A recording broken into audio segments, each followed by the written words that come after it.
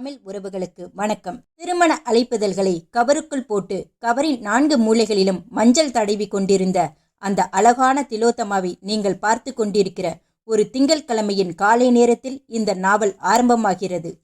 யாருடைய திருமண அழைப்பிதழ் என்று கேட்கிறீர்களா? கல்யாணம் திலோத்தமாவுக்குத்தான். இப்போது மிஸ் ஆக இருப்பவள் 15 நாள் கழித்து நீங்கள் பார்க்கும்போது மிஸ்ஸஸ் ஆகி இருப்பாள். அவளை கல்யாணம் பண்ணிக்கொள்ள போகிற மாறன் இப்போது அமெரிக்காவில் டெக்சாஸில் ஒரு சாஃப்ட்வேர் கம்பெனியில் தன் மூளையை உருக்கி வேலை பார்த்து கொண்டிருக்கிறான். 6 மாதங்களுக்கு முன்பே பெரியவர்களால் நிச்சயிக்கப்பட்ட கல்யாணம் இவ்வளவு லேட்டாக கெட்டி மேளம் கொட்டப்படுவதற்கு காரணம் மாறனுக்கு லீவு கிடைப்பதில் ஏற்பட்ட சிக்கல்தான். இந்த 6 மாத காலத்தில் திலோத்தமாவும் மாறனும் செல்போனில் பேசி பேசியே பணத்தை ஆயிரக்கணக்கில் கரைத்து விட்டார்கள். இந்த நேரம் என்று இல்லை, எப்போது வேண்டுமானாலும் பேசிக்கொண்டிருப்பார்கள்.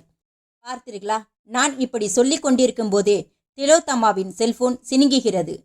சென்னையில் இப்போது காலை நேரம் என்றால் டெக்சாஸில் இப்போது ராத்திரி நேரம். இது மாறன் தான். திலோத்தமா செல்போனை எடுத்து டிஸ்பிளேயில் அழைப்பது யார் என்று பார்த்துவிட்டு சந்தோஷமாய் காதுக்கு ஒற்றினாள். திலோ, குட் மார்னிங். நீங்க ஒன்றும் என் கூட பேச வேண்டாம். ஏன்? உங்க கூட நான் டூ, அதாவது காய், நான் பழம். நேத்திக்கு ஃபோன் பண்றதா சொல்லிட்டு ஏன் ஃபோன் பண்ணல? போலீஸ் சார்ஜன் என்னோட செல்போனை வாங்கி வச்சுக்கிட்டு 12 மணி நேரம் கழிச்சு தான் கொடுத்தார். ஏன், என்னாச்சு? கார்ல 100 கிலோமீட்டர் வேகத்துல போக வேண்டிய ரோட்ல நான் 80 கிலோமீட்டர் வேகத்துல போயிட்டேனாம். போலீஸ் பெட்ரோல் வேன் பின்னாடியே வந்து மென்னியை பிடிச்சிட்டான். ஸ்பாட்ல வேற ஃபைன் $100 கேட்டான். கையில பணமில்லைன்னு சொன்னேன். செல்போனை வாங்கிக்கிட்டு போயிட்டான். கோர்ட்டுக்கு போய் பணம் கட்டிய பிறகுதான் செல்போன் கைக்கு வந்தது. சத்தம் ரொம்ப அதிகமா இருக்குங்க. என்ன சத்தம்? ரீல் விடுற சத்தம் தான். திலோ, இது ரீல்னு சொல்றியா? பின்ன எனக்கு ஃபோன் பண்ண நேரம் இல்லைன்னு டைரக்டா சொல்லிட்டு போக வேண்டியது தானே. அதை விட்டுட்டு டெக்சாஸ் போலீஸ் எல்லாம் ஏன் இழுக்கிறீங்க? சரி, ஃபேக்ஸ் பண்ணட்டுமா? எதை? நான் கோர்ட்ல கட்டின $100 ஃபைனுக்கு டெக்சாஸ் டிராஃபிக் கோர்ட் ஒரு ரசீதி கொடுத்து இருக்காங்க. அதை ஒரு 10 நிமிஷத்துக்குள்ள ஃபேக்ஸ் பண்றேன். பார்த்துக்க. நான் எப்பவும் எதுக்காகவும் பொய் சொல்ல மாட்டேன், தெரியுமா? சரிங்க, நான் உங்களை நம்புறேன். அப்படி வா வழிக்கு. மறுமுனையில் வாய்விட்டு சிரித்த மாறன் கேட்டான். உன் வீட்ல இப்ப யாரும் இல்லை போலிருக்கே. அட, எப்படி கண்டுபிடிச்சிங்க? வீட்ல யாராவது இருந்தா செல்போன்ல இவ்வளவு சத்தமா நீ பேச மாட்டியே. கம்பளியை போர்த்திக்கிட்டு தூங்குற மாதிரி கமுக்கமா பேசுவியே. அப்பாவும் அம்மாவும் கல்யாண அழைப்புக்காக காஞ்சிபுரம் போயிருக்காங்க. திரும்ப ராத்திரி ஆயிடும். தங்கச்சி கண்மணி காலேஜுக்கு போயிருக்கா. அவளும் காலேஜ் விட்டு வர எப்படியும் சாயந்தரம் ஆயிடும். வீட்ல இப்ப வேலைக்காரி கோகிலா மட்டும்தான். அவளுக்கும் ஒரு காது தான் கேட்கும். அப்படின்னா இன்னைக்கு பூராவும் செல்போன்ல பேசிக்கிட்டு இருக்கலாம். நோ. ஏன் திலோ? இனிமே நீங்க ஃபோன் பண்ணினாலும் சரி, நான் ஃபோன் பண்ணினாலும் சரி, 10 நிமிஷத்துக்கு மேலா பேசக்கூடாது. அதுதான் ஏன். அனாவசியமான செலவுகளை குறைக்கணும். என்ன திலோ, கல்யாணம் பக்கத்துல வர வர புதுசா கண்டிஷன் போடுற? கண்டிஷன் லிஸ்ட் இதோட முடியல. கைவசம் நிறைய இருக்கு. கல்யாணம் முடிஞ்சு ஃபர்ஸ்ட் நைட்ல எல்லாத்தையும் சொல்றேன். சரி, ஃபர்ஸ்ட் நைட்ல அதாவது உண்டா? எது? சத்தமா சொல்லட்டுமா, மெதுவா சொல்லட்டுமா? சத்தமாவே சொல்லுங்க. MR play. அப்படின்னா? எம்னா மன்மதன், ஆர்னா ரதி, பிளேனா என்னன்னு உனக்கு தெரியும். டேய். என்னது டேயா? எனக்கு கெட்ட வார்த்தை பேசினா பிடிக்காது. இது கெட்ட வார்த்தையா? கேட்டுவிட்டு மாறன் சிரித்தான். திலோத்தமா பதில் சொல்வதற்குள் வாசலில் காலிங் பெல் சத்தம் கேட்டது. யாரோ காலிங் பெல் தர்றாங்க. நான் பார்த்துட்டு வந்து உங்களுக்கு ஃபோன் பண்றேன். யார் அந்த பூஜை வேலை கரடி? பார்த்துட்டு வந்துடுறேன்னு சொல்றேன். திலோத்தமா செல்போனை அணைத்து உள்ளங்கையில் வைத்த அதக்கியபடியே எழுந்த அறையிலிருந்து வெளிப்பட்டு வாசல் கதவை நோக்கி போனாள். வேலைக்காரி கோகிலாவும் உள்ளேருந்து ஓடி வந்தாள். இருங்கம்மா, நான் பார்க்கிறேன். போய் கதவை திறந்தாள். வெளியே ஒரு இளைஞன் அழகாய் இருந்தான். கழுத்தில் டை, கையில் ஒரு பிரீஃப் கேஸ். கோகிலாவிடம் கேட்டான். திலோத்தமா இருக்காங்களா? இருக்காங்க. நீங்க? கோகிலா எதிர்கேள்வி கேட்கவே திலோத்தமா அந்த இளைஞனிடம் வந்தாள். அவனை எங்கேயோ பார்த்த மாதிரி இருந்தது. அவன் அவளை பார்த்து புன்னகைத்தான். ஹலோ திலோத்தமா, எப்படி இருக்கீங்க? நீங்க? என்னை உங்களுக்கு தெரியலையா? எங்கேயோ பார்த்த மாதிரி இருக்கு. அதான் யோசனை பண்ணிட்டு இருக்கேன். நான் புவனேஷ். நீங்க ஆர்ட்ஸ் காலேஜில் BA எக்கனாமிக்ஸ் ஃபர்ஸ்ட் இயர் படிக்கும்போது நான் உங்க கிளாஸ்மேட். BA செகண்ட் இயர் என்னால கண்டினியூ பண்ண முடியாம ஊருக்கு போயிட்டேன். இப்ப ஞாபகம் வருதா? எஸ். காலேஜில் ஏதாவது பிரச்சனைனா போராட்டம், ஸ்ட்ரைக் எல்லாம் நடத்துவீங்க இல்லையா? அதே புவனேஷ் தான். திலோத்தமா புன்னகைத்தாள். உள்ளே வாங்க. புவனேஷ் உள்ளே வந்தான். வரவேற்பறையில் இருந்த சோஃபாவை அவனுக்கு காட்டிய திலோத்தமா தானும் எதிரிலிருந்த சோஃபாவுக்கு சாய்ந்தாள். இப்ப என்ன பண்றீங்க புவனேஷ்? என்னை பார்த்தா என்ன தொழில் பண்றவன் மாதிரி தெரியுது? Medical representative. அதேதான், கிரீன் ஃபர்மா கம்பெனியில் வேலை. பிஏவை டிஸ்கண்டினியூ பண்ணினாலும் திருச்சி காலேஜில் பிஎஸ்சி கெமிஸ்ட்ரி ஜாயின் பண்ணி டிகிரி வாங்கினேன். வேலையும் உடனே கிடைச்சிது. கேட்கவே சந்தோஷமா இருக்கு புவனேஷ். நான் எதுக்கு வந்தேன்னு நீங்க கேட்கவே இல்லையே திலோத்தமா. அவள் சிரித்தாள். இப்பதான் சொல்லுங்களேன். உங்களுக்கு என்னுடைய வாழ்த்துக்கள். எதுக்கு? உங்களுக்கு கல்யாணமாமே. யார் சொல்லி உங்களுக்கு தெரியும்? 1 மணி நேரத்துக்கு முந்தி டி நகர்ல இருக்கிற சுகம் பார்மசிக்கு போயிருந்தேன். பார்மசியோட ஓனர் அழகப்பன் மேஜை மேல் உங்கள் கல்யாண அழைப்புதல் இருந்தது. அழைப்புதல் கவர் மேல உங்க போட்டோவும் மாப்பிள்ளை போட்டோவும் அச்சிட்டு இருந்ததால உங்களை நான் அடையாளம் தெரிஞ்சுக்கிட்டேன். உடனே உங்களை பார்த்து வாழ்த்துக்களை சொல்லணும்னு மனசு தோணுச்சு. அழைப்புதலில் இருந்த அட்ரஸை குறிச்சுக்கிட்டு வந்துட்டேன். உங்க வாழ்த்துக்களுக்கு என்னோட நன்றி புவனேஷ். நீங்களும் என்னோட கல்யாணத்துக்கு வரணும். 23ஆம் தேதி தானே உங்களுக்கு கல்யாணம்? ஆமாம். சாரிங்க திலோத்தம்மா, நான் அப்ப டெல்லியில் இருக்கிற என்னோட ஹெட் ஆஃபீஸ் ஒரு ட்ரைனிங் கோர்ஸை அட்டென்ட் பண்ணிக்கிட்டு இருப்பேன். டெல்லியிலிருந்து நான் சென்னை திரும்ப எப்படியும் 15 நாளாயிடும். சென்னை வந்ததும் நான் உங்களை பார்க்க வருகிறேன். ஓகே புவனேஷ், என்ன சாப்பிட்றீங்க? Coffee or cool drinks? காஃபி. 1 நிமிஷம் வந்துடுறேன் சொன்ன திலோத்தமா எழுந்து பங்களாவின் உட்புறம் இருந்த சமையலறையை நோக்கி போனாள். அவளுடைய தலை மறைந்ததுமே புவனேஷ் வீட்டை சுற்றும் முற்றும் பார்த்துவிட்டு தன்னுடைய பிரீஃப் கேஸை மடியில் வைத்துக்கொண்டு அதன் லாக்கரை விடுவித்து திறந்தான். உள்ளே ஒரு ரிவால்வர் ஒரு கழுத்தபடி தூங்கிக் கொண்டிருந்தது.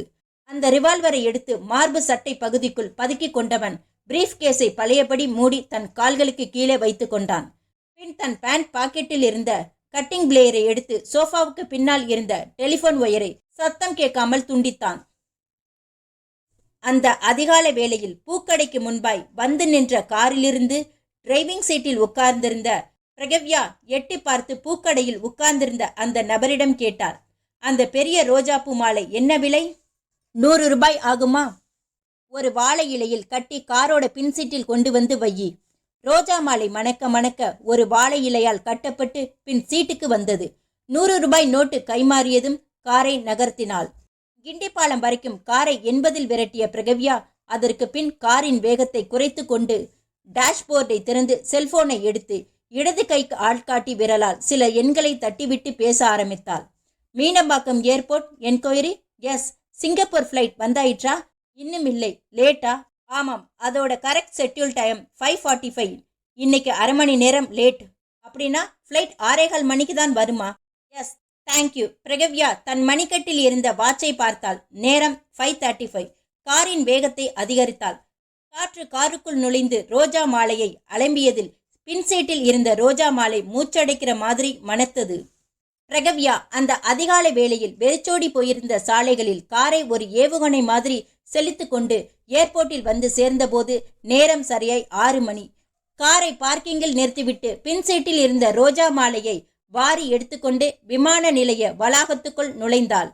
முன்புறத்தில் இருந்த விசாரணை கவுண்டரில் விசாரித்தாள். சிங்கப்பூர் ஃப்ளைட் எப்போ வரும்? சரியாய் 6:15 மணிக்கு. மறுபடியும் லேட் கிடையாது? இல்லை. பிரகவ்யா நுழைவுச்சீட்டை வாங்கி கொண்டு ஏர்போர்ட் லாஞ்சுக்குள் நுழைந்தாள். ரன்வேயை பார்த்தபடி நாற்காலிகள் வரிசையாய் வண்ண வண்ணமாய் போட்டிருக்க பிரகவ்யா ஒரு நாற்காலியில் போய் உட்கார்ந்தாள். ஏர்போர்ட்டில் கூட்டம் அவ்வளவாக இல்லை. பயணிகளை வரவேற்க வந்தவர்களும் பறக்க காத்திருந்த பயணிகளும் அங்கங்கே திட்டு திட்டாய் தெரிந்தார்கள். மணிக்கட்டில் இருந்த கடிகாரத்தை பார்த்தபடி உட்கார்ந்திருந்த பிரகவ்யா பின்பக்கத்தில் இருந்த அந்த குரல் ஈர்த்தது. ஏ பிரகவ்யா? பிரகவ்யா திரும்பி பார்த்தாள். அவளுடைய ஃப்ரெண்ட் பூஜா மஞ்சள் சுடிதாரில் ஒரு பெரிய சூரியகாந்தி பூவை போல் நின்றிருந்தாள். இடுப்பில் 6 மாத குழந்தை. பூஜா நீயா? அந்த பூஜா சிரித்தாள். நானே. என்னடி ஏர்போர்ட்ல தனியா வந்து உட்கார்ந்துகிட்டு இருக்க? ஏதோ அரசியல் தலைவருக்கு போட போகிற மாதிரி பக்கத்துல ஒரு பெரிய மாலை வேற. பிரகவ்யா புன்னகைத்தாள். ஹரிசங்கர் ஸ்டேட்ஸ்ல இருந்து வரார். ஹரிசங்கரா? கேட்டுவிட்டு ஒரு வினாடி திகைத்த பூஜா, ஓ உன்னோட அத்தை மகனா? அவர் இன்னுமா ஸ்டேட்ஸ்ல படிச்சிட்டு இருக்கார் என்று வியந்தாள். படிப்பை போன வருஷமே முடிச்சிட்டார். படிச்ச உடனே வேலை கிடைச்சதால அங்கேயே 1 வருஷம் தங்கிட்டார். இப்ப லீவ்ல வரார். ஆமா, என்ன வந்ததுமே கல்யாணமா? ஆமா, கல்யாணத்தை பண்ணிக்கிட்டு நானும் அவர் கூட ஸ்டேட்ஸுக்கு போயிட போறேன் என்று சொல்லி வெக்கத்தோடு சிரித்த பிரகவ்யா பூஜாவை பார்த்து தலையை சாய்த்தபடி கேட்டாள். என்ன பூஜா, உனக்கு இப்பதான் கல்யாணம் நடந்த மாதிரி இருக்குது, அதுக்குள்ள இடுப்புல குழந்தை? அவர் சீக்கிரமா பெத்துக்கணும்னு ஆசைப்பட்டார். பையனா பொண்ணா? பையன், பேரு ரிஷிகேஷ் சொன்ன பூஜா கொஞ்சம் தொலைவில் நிற்கும் கணவனை பார்த்துவிட்டு இதோ வந்துட்டேன் என்றாள். நீ கிளம்பு பூஜா, மும்பைக்கு தானே போற? ஆமா, சீக்கிரமா டிரான்ஸ்ஃபர் வாங்கிட்டு சென்னைக்கு வந்துடுவோம். அப்ப அடிக்கடி பார்த்துக்கலாம். வரட்டுமா? மறக்காம கல்யாண பத்திரிகை அனுப்பி வை. அட்ரஸ் தெரியுமா? தெரியும். போன தடவை கொடுத்த அட்ரஸ் தானே? அதே அட்ரஸ் தான். நான் வரட்டுமா? பூஜா கிளம்பி கணவரோடு சேர்ந்து போக விமான ஒலிபெருக்கில் அறிவிப்பு கேட்டது. ஒரு பெண் ஆங்கிலம் பேசினாள். சிங்கப்பூர் விமானம் AL117 சரியாய் 6 மணியளவில் தரையிறங்க உள்ளது. பயணிகளை வரவேற்க வந்துள்ள பார்வையாளர்கள் அவரவர்க்கென்று வரையறுக்கப்பட்டுள்ள பகுதிக்குள்ளாகவே இருக்கும்படி அன்புடன் கேட்டுக்கொள்ளப்படுகிறார்கள். பிரகவ்யா நிலை கொள்ளாமல் எழுந்தாள். நேரம் இப்போது 6:10. நிலை கொள்ளாமல் நடை போட்டவள் மேலும் 5 நிமிஷங்களை சிரமமாய் கரைத்திருந்த போது ரன்வேயின் கொடியில் திரையரங்கும் விமானம் பார்வைக்கு கிடைத்தது. ரன்வேயின் கோடியில் தரையிறங்கும் விமானம் பார்வைக்கு கிடைத்தது. தரையில் இறை தேடி கொண்டு வரும் ஒரு ராட்சச பறவை போல் விமானம் ஊர்ந்து வந்தது. பிரகவ்யா வாழையில் சுற்றியிருந்த ரோஜா மாலையை இதழ்கள் உதிராமல் கவனமாய் பிரித்து எடுத்துக்கொண்டாள். விமானம் கொஞ்சம் கொஞ்சமாய் பெரிதாகி ரன்வேயில் வந்து நின்றது. விமானத்தின் இடுப்போடு ஸ்டோர்ஸ் பொருத்தப்பட்டு பயணிகள் இறங்கி வர ஆரம்பித்தார்கள். பிரகவ்யாவின் பார்வை தவித்தது. இறங்கி வந்து கொண்டிருந்த ஒவ்வொரு பயணியின் முகத்தையும் பார்த்து அவளுடைய கண்களில் ஏமாற்றம் பரவியது. ஹரிசங்கர் எங்கு? அடுத்த 5 நிமிஷங்களுக்குள் மொத்த பயணிகளும் இறங்கிவிட விமானத்தின் மூட்டை கதவு சாத்தப்பட்டு அதோடு ஒட்டியிருந்த ஸ்டோர்ஸ் அகற்றப்பட்டது. பிரகவ்யாவின் கண்களில் கலவரம். ஹரிசங்கர் எங்கே? கையில் ரோஜா மாலையோடு என்கொயரி கவுண்டருக்குள் ஓடினாள். நீல நிற யூனிஃபார்மில் டை கட்டி டெலிபோனில் யாருடனோ சிரித்து பேசிக் கொண்டிருந்த என்கொயரி கிளார்க் ரிசீவரை இடது கை விரல்களால் மூடிக்கொண்டு SR என்றான். பிரகவ்யா ஆங்கிலத்தில் பேசினாள். உன் பேசஞ்சர் மிஸ்டர் ஹரிசங்கர் இந்த பிளைட்டில் வருவதாக சொல்லியிருந்தார், ஆனால் வரவில்லை. அந்த என்கொயரி இளைஞன் சுவாரஸ்யம் இல்லாமல் பிரகவ்யாவை பார்த்தான். அதற்கு நான் என்ன செய்ய முடியும்? ட்ரிப் ஷீட்டில் அவருடைய பெயர் இருக்கிறதா இல்லையா என்று பார்த்து சொல்ல வேண்டும். பயணிகள் இப்போதுதான் விமானத்திலிருந்து இறங்கி லாஞ்சுக்குள் வந்து கொண்டிருக்கிறார்கள். மீண்டும் ஒரு தடவை நன்றாக பார்த்துவிட்டு வாருங்கள். பார்த்தாயிற்று. நீங்கள் சரியாய் பார்த்து இருக்க மாட்டீர்கள். பிரகவ்யா முகம் சிவந்து போய் திடீரென்று குரலை உயர்த்தினாள். என்னுடைய ஹரிசங்கர் எனக்கு தெரியாதா என்ன? என்கொயரி இளைஞன் முகம் மாறினான். எதற்காக இப்போது கத்துகிறீர்கள்? என்னது, நான் கத்துகிறேனா? ஆமாம், உங்களுக்கு சந்தேகம் என்றால் பின்னால் கொஞ்சம் திரும்பி பாருங்கள். லாஞ்சில் இருக்கிற பாதி பேர் உங்களையே பார்த்து கொண்டிருக்கிறார்கள். யார் பார்த்தாலும் எனக்கு அக்கறை இல்லை.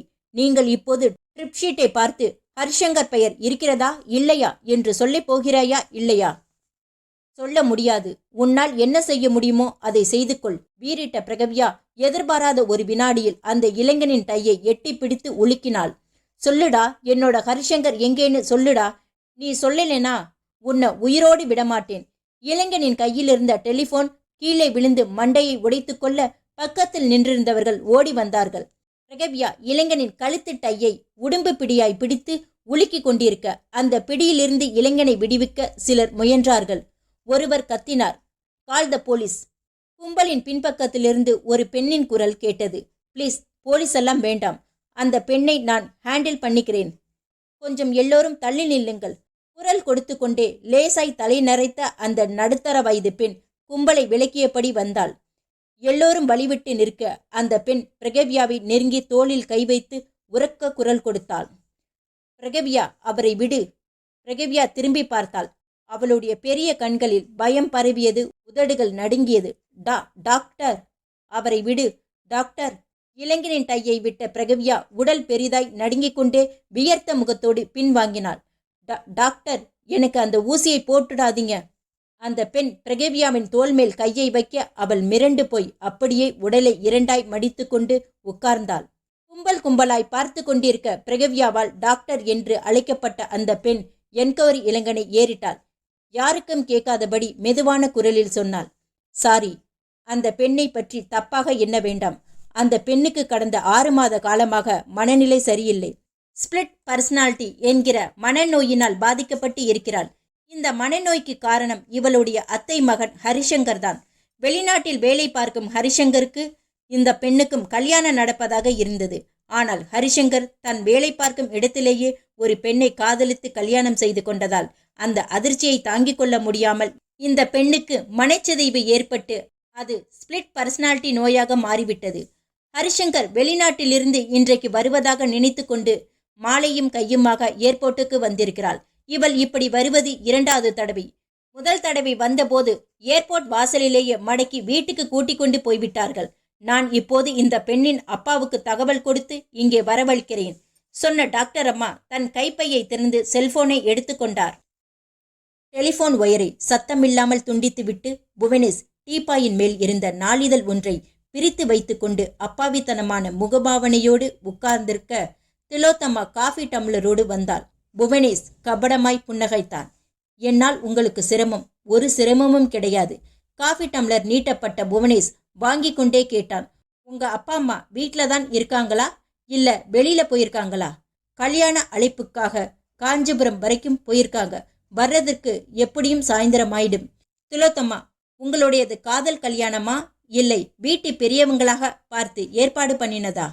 பெரியவங்களா பார்த்து ஏற்பாடு பண்ணினதுதான். ஒரு வாய் காஃபியை உறிஞ்சிய புவனேஷ் கேட்டான். நீங்க காலேஜில் படிக்கிற போது நடந்த அந்த கசப்பான சம்பவம் உங்க அப்பா அம்மாவுக்கு தெரியுமா? திலோத்தமா சற்றென்று முகம் மாறினார். கசப்பான சம்பவமா? எதை சொல்றீங்க? பார்த்தீங்களா, நீங்களே மறந்துட்டீங்க. புவனேஷ், நீங்க என்ன சொல்ல வரீங்கன்னு எனக்கு தெரியல. அவன் சிரித்தான். திலோத்தமா, உண்மையிலேயே தூங்கிட்டு இருக்கிறவங்களை எழுப்பிடலாம், ஆனா தூங்குற மாதிரி நடிக்கிறவங்களை எழுப்புறது தான் கஷ்டம். அந்த கசப்பான சம்பவம் என்னான்னு உண்மையிலேயே உங்களுக்கு தெரியாதா? திலோத்தமா முகம் சிவந்தாள். இவன் பேச்சு சரியில்லை. எதையோ மனதில் வைத்துக்கொண்டு உள்நோக்கத்தோடு வந்திருக்கிறான். என்ன திலோத்தமா யோசனை பண்றீங்க? எனக்கு ஞாபகம் இல்லை. சரி, நானே சொல்றேன் அந்த பிளாஷ்பேக்கை. காஃபியை முழுவதுமாய் குடித்து காலி டம்ளரை டீப்பாயின் மேல் வைத்த புவனேஷ் மெல்லிய குரலில் பேச்சை ஆரம்பித்தான். காலேஜில் படிக்கும்போது என்னோட ஃப்ரெண்ட் அல்போன்ஸ் உங்களை விரும்பினான். ஆனா நீங்க அவனை விரும்பல. உங்களையே சுத்தி சுத்தி வந்த அவன் ஒரு நாள் காலேஜ் லைப்ரரியில் யாரும் இல்லாத நேரத்தில் உங்களை கட்டிப்பிடிச்சு முத்தம் கொடுத்துட்டான்.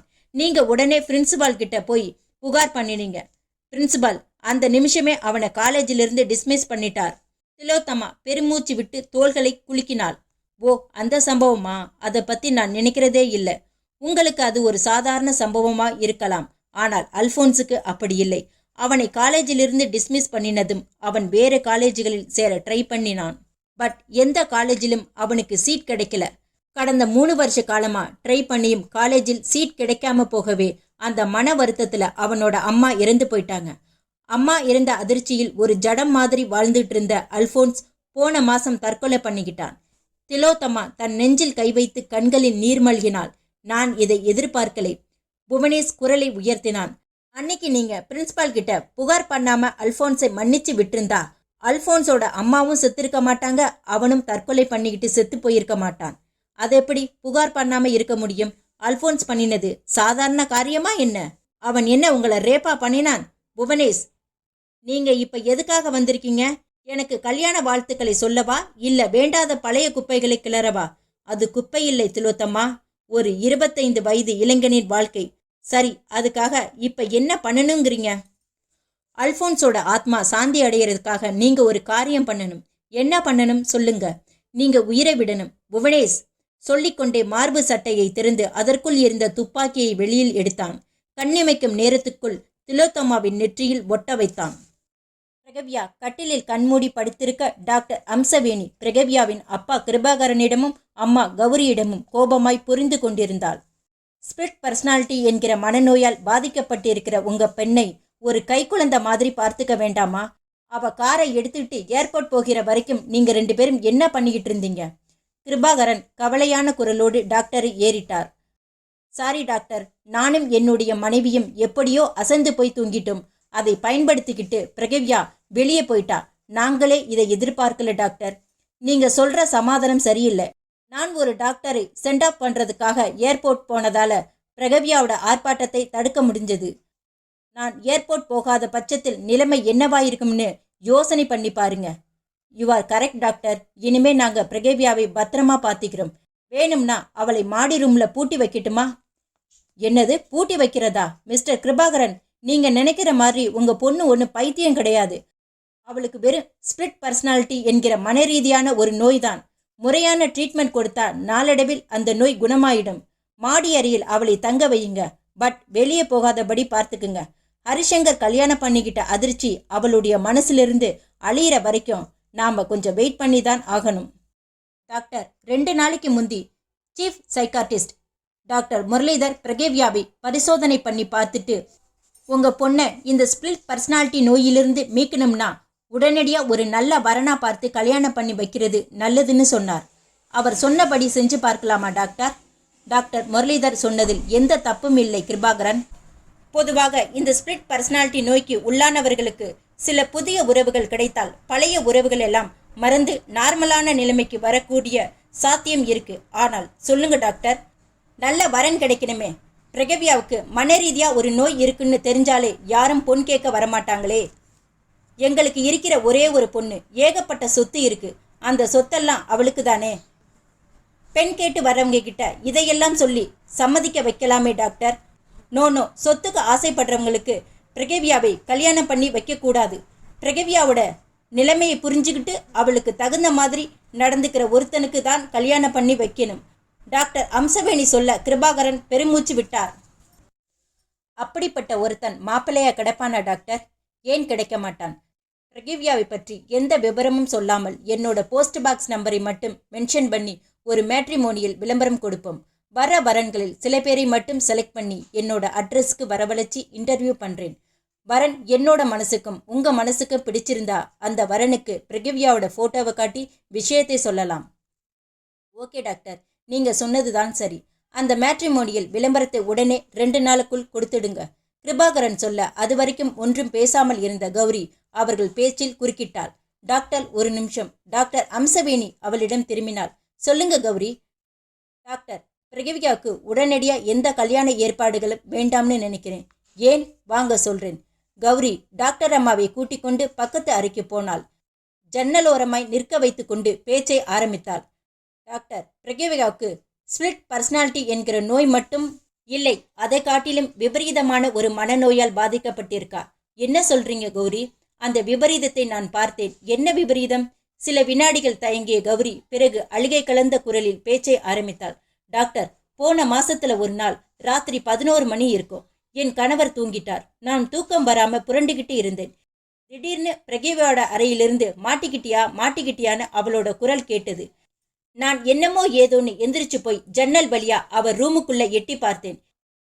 என்னோட முதுகுத்தண்டு அப்படியே உறைஞ்சு போயிடுச்சு. டாக்டர் அம்மாவின் விழிகள் விரிந்தன. ஏன், பிரகவியா என்ன பண்ணிக்கிட்டு இருந்தா? கௌரி வியர்த்த முகத்தோடு பேச்சை ஆரம்பித்தாள். டாக்டர், பிரகவியோட வலது கையில் 3/4 அடி நீளத்துக்கு கத்தி, இடது கையில் உயிரோடு துடிக்கிற ஒரு எலி. அந்த எலியை டீப்பாய் மேல வச்சு 2 துண்டுகளாய் அறுத்து தெருப்பக்க ஜன்னல் வழியாய் வீசி எரிஞ்சா. அவ கையிலையும் கத்தியிலையும் ஒரே ரத்தம். டாக்டர் அம்மாவின் விழிகள் பயம் படர்ந்தது. புவனேஷ் சிரித்து கொண்டே திலோத்தமாவின் நெற்றியில் ஒட்ட வைத்திருந்த துப்பாக்கியை அழுத்தினான். குரலில் இப்போது மரியாதை இல்லை. அல்போன்ஸோட மரணம் உனக்கு சாதாரணமாய் இருக்கலாம். ஆனா அது எனக்கு தாங்க முடியாத இழப்பு. அந்த இழப்பை சரிக்கட்டத்தான் இப்ப வந்திருக்கேன். திலோத்தமாவுக்கு இருதயம் அப்படியே அடைத்து கொண்டது. வேண்டாம் புவனேஷ், அல்போன்ஸோட மரணத்துக்கு நான் காரணம் கிடையாது. என்ன ஒன்றும் பண்ணிடாது. உனக்கு பணம் வேணும்னா தர்றேன். என்னது, பணம் தர்றியா? சரி, உன்னோட உயிருக்கு என்ன விலைன்னு நீயே சொல்லு. பேங்க்ல என்னோட அக்கௌண்ட்ல 2 லட்சம் ரூபாய் வரைக்கும் பணம் இருக்கு. அதை எடுத்து கொடுத்துடுறேன். புவனேஷ் சிரித்தான் கோணலாய். உன்னோட உயிருக்கு அவ்வளவுதான் விலை. நான் உனக்கு அதை விட அதிகமாக பணம் தர்றேன். உன்னோட உயிரை எனக்கு கொடுத்துடுறியா? ரேட் கட்டுப்படியாகாதம்மா. சரி, உனக்கு எவ்வளவு பணம் வேணும்? என்னோட ரேட் 10 லட்சம். ஆனா அவ்வளவு பணத்தை உடனடியாக உன்னால் புரட்டி கொடுக்க முடியாதுன்னு எனக்கு தெரியும். அதனால் கல்யாணத்துக்காக வாங்கி வச்சிருக்கிற வைர தங்க நகைகளை இந்த பிரீஃப் கேஸ்க்குள்ள போட்டு கொடுத்துடு. அது முடியாதே. ஏன்? எல்லா நகைகளும் லாக்கர்ல இருக்கே. இதோ பார் திலோத்தமா, என்னை நீ ஏமாத்த நினைச்சா உன்னோட உயிர் உனக்கு சொந்தம் கிடையாது. இது சைலன்சர் பிஸ்டல். உன்னையும் சமையற்கட்டில் வேலை பார்த்துக்கிட்டு இருக்கிற வேலைக்காரியையும் சுட்டு கொன்னுட்டு நான் பாட்டுக்கு வெளியே போயிட்டே இருப்பேன். மரியாதையா நகைகளை எடுத்து கொடுத்துடு. அதுல உனக்கு இஷ்டம் இல்லைன்னா அல்போன்ஸ்க்காக செத்துடு. உனக்கு ஒரு தோட்டா, உன்னோட வேலைக்காரிக்கு ஒரு தோட்டா. நான் பொய் சொல்லலை புவனேஷ். இப்போ நான் போட்டிருக்கிற நகைகளை தவிர பாக்கி எல்லா நகைகளும் லாக்கர்ல தான் இருக்கு. நீ காதுல போட்டிருக்கிறது என்ன வைரமா? ஆமா. கழுத்துல இருக்கிற நெக்லஸ் அதுவும் வைரம்தான். எங்கே வாங்கினது? கீர்த்திலால் காளிதாஸ். ரெண்டும் சேர்த்து என்ன மதிப்பு? 3 லட்சம். சரி, கலட்டி கொடு. புவனேஷ் சொன்ன வினாடி துப்பாக்கி பிடித்திருந்த அவனுடைய கையின் மேல் இர் என்ற சத்தத்தோடு ஒரு அடி விழுந்தது. வலி தாங்காமல் கையை உதறினான். துப்பாக்கி எகிரியது. அடித்தது யார்? புவனேஷ் அதிர்ச்சியோடு திரும்பினான். கையில் நீளமான விறகு கட்டையோடு வேலைக்காரி கோகிலா கோபத்தில் மூச்சிரைத்தபடி நின்றிருந்தாள். டாக்டர் அம்மாள் கண்களில் பரவிய பயத்தோடு கௌரியை பார்க்க கௌரி தொடர்ந்தாள். டாக்டர், பிரகவ்யா ஒரு கரப்பான் பூச்சியை பார்த்தாலே அலறிக்கிட்டு ஓடுபவள். அவள் உயிரோடு ஒரு எலியை பிடித்து அது துடிக்க துடிக்க அறுத்து ரத்தம் வழிய வழிய எலியோட உடம்பு துண்டுகளை ஜன்னல் வழியே வீசி எறிவதை பார்த்தபோது என்னோட உடம்பு சில்லிட்டு போயிட்டது. டாக்டர் அம்பாள் கேட்டார், இது எப்ப நடந்தது? போன மாசத்துல ஒரு நாள். உங்க கணவர்கிட்ட விஷயத்த சொன்னீங்களா? சொன்னேன். நான் உங்க ஃபேமிலி டாக்டர், என்கிட்ட ஏன் சொல்லலை? சாரி டாக்டர், என்னோட கணவர் தான் வெளியே இதை பத்தி யார்கிட்டையும் சொல்ல வேண்டாம்னு சொல்லிட்டார். கிருபாகரன் அறைக்குள் வந்தார். தப்புதான் டாக்டர். பிரகவ்யா உயிரோடு ஒரு எலியை பிடிச்சு 2 அறுத்த சம்பவம் என்னோட மனசுக்கு கொஞ்சம் விபரீதமா பட்டது. யாருக்கும் தெரிய வேண்டாம்னு நினைச்சேன்.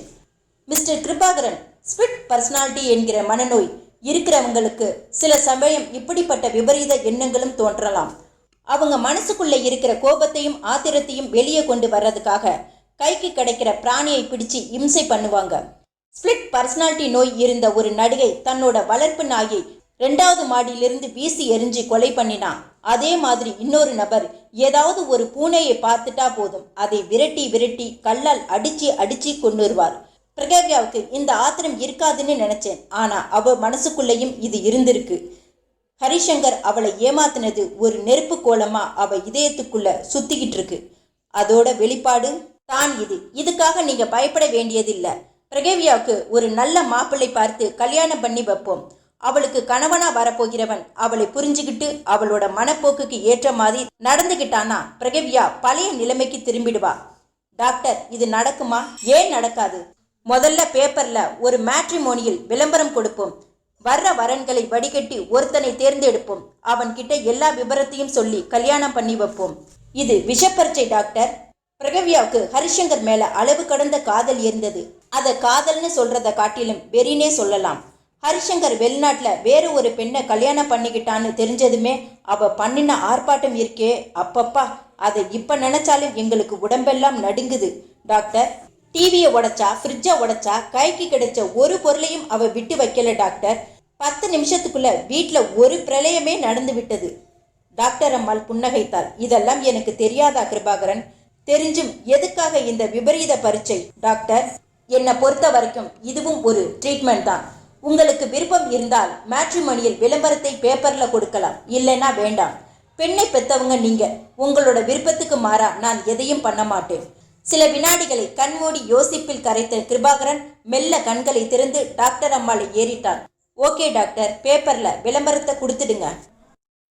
வேலைக்காரி கோகிலாவை எதிர்பார்க்காத புவனேஷ் திகைத்து திணறி கொண்டிருக்கும் போது சுதாரிப்பு நிலைக்கு வந்துவிட்ட திலோத்தமா கீழே விழுந்து கிடக்கும் ரிவால்வரை எடுக்க பாய்ந்தாள். ஒரு மைக்ரோ வினாடியில் அதை கவனித்து விட்ட புவனேஷும் ரிவால்வரை எடுக்க பாய்ந்தான்.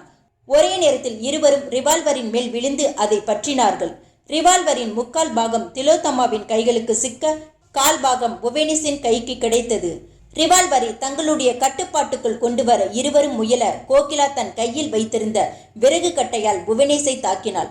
புவனேஷ் அந்த அடியிலிருந்து தப்பித்து எதிர்பாராத ஒரு வினாடியில் தனது வலது காலை உயர்த்து கோகிலா வயிற்றில் எட்டி உதைத்து தள்ள கோகிலா அந்த உதையின் வீரியத்தை தாங்கிக் கொள்ள முடியாமல் மல்லாந்து விழுந்தாள்.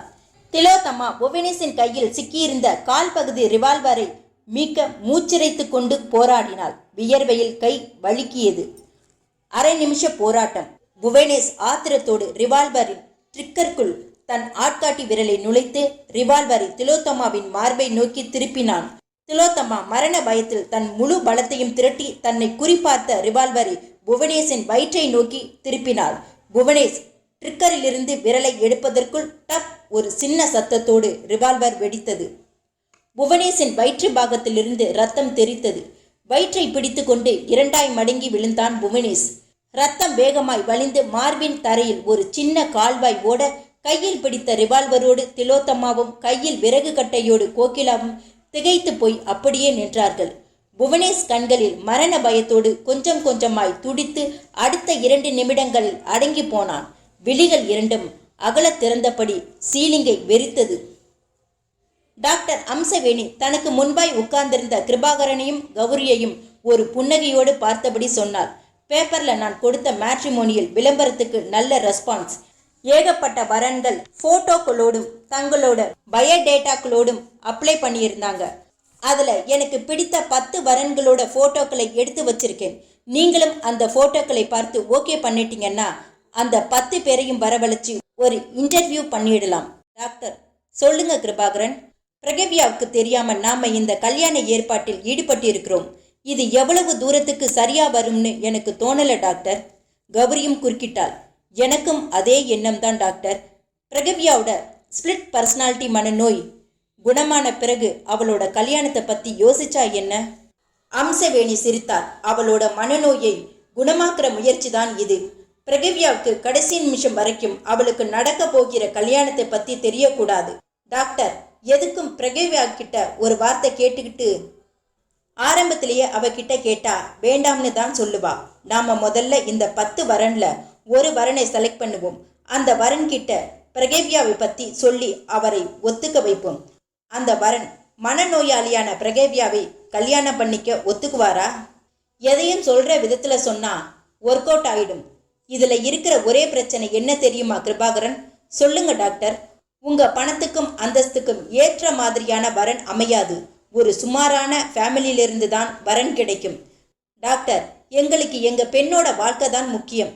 பிரகவ்யாவை கல்யாணம் பண்ணிக்க போகிற மாப்பிள்ளை பிரகவ்யாவோட மனம் உணர்வுகளை புரிஞ்சுக்கிட்டு நடந்தா போதும். சரி, இந்த போட்டோக்களை நீங்க 2 பேரும் பார்த்துட்டு யார் யாரை செலக்ட் பண்ணலாம்னு சொல்லுங்க.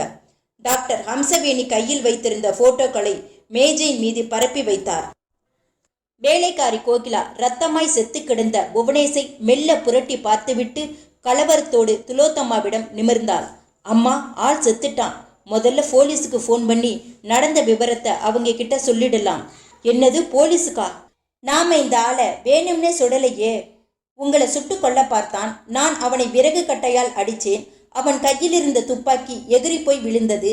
துப்பாக்கியை எடுக்கிற போராட்டத்துல அவனோட விரல் பட்டு துப்பாக்கி தானே வெடிச்சுது. குண்டு பாஞ்சி செத்துட்டான். நம்ம மேல எந்த தப்பும் இல்லம்மா. உங்களை சுட்டு கொல்ல வந்த அவன் மேலதான் தப்பு. வேண்டாம் கோகிலா, போலீஸுக்கு செல்ல வேண்டாம். இன்னும் 2 வார காலத்துல கல்யாணம் நடக்கிற இந்த வீட்டுல இப்படி ஒரு சம்பவம் நடந்தது. மாப்பிள்ளை வீட்டுக்காரங்களுக்கு தெரிஞ்சா அவங்க அதையே ஒரு காரணமா வச்சு கல்யாணத்தை நிறுத்திடுவாங்க. கோகிலா குறுக்கிட்டாள். அம்மா, உங்களுக்கும் இவனுக்கும் போராட்டம் நடந்ததா போலீஸ்ல சொல்ல வேண்டாம். எனக்கும் இவனுக்கும் நடந்த கை கலப்புல துப்பாக்கி வெடிச்சதா போலீஸ்ல நான் சொல்றேன். நீங்க ரூம்ல தூங்கிக்கிட்டு இருந்ததா போலீஸ்ல சொல்லிடுங்க. எப்படி சொன்னாலும் ஒண்ணுதான் கோகிலா. இப்படி ஒரு சம்பவம் இந்த வீட்டுக்குள்ள நடந்ததாக வெளியே யாருக்கும் தெரியக்கூடாது. போலீஸுக்கு போனா விஷயம் பேப்பர்ல வரும். பேப்பர்ல வந்தா ஊருக்கே எல்லாம் தெரிஞ்ச மாதிரி தான். அப்படின்னா இதை என்னம்மா பண்றது? புவனேஷின் இறந்த உடலை காட்டி கேட்டால் வேலைக்காரி கோகிலா. எங்கேயாவது கொண்டு போய் போட்டுடலாம். என்னம்மா சொல்றீங்க? எங்கேயாவது கொண்டு போய் போடுறதுன்னா அது எப்படிமா முடியும்? எல்லாம் முடியும். காஞ்சிபுரத்திற்கு போயிருக்கிற அம்மாவும் அப்பாவும் சாயந்தரம் வீட்டுக்கு வர்றதுக்குள்ள பாடியை கார்ல கொண்டு போய் ஆள் நடமாட்டம் இல்லாத ஏதாவது ஒரு பொட்டல் காட்டு பக்கம் போட்டுட்டு வந்துடலாம். பார்க்கிற யாரோ ஒருத்தர் போலீஸுக்கு தகவல் கொடுக்கட்டும். அம்மா, கோகிலாவின் குரல் நடுக்கம். சொல்லு, இப்படி பண்றது என்னோட மனசுக்கு சரியா படலம்மா.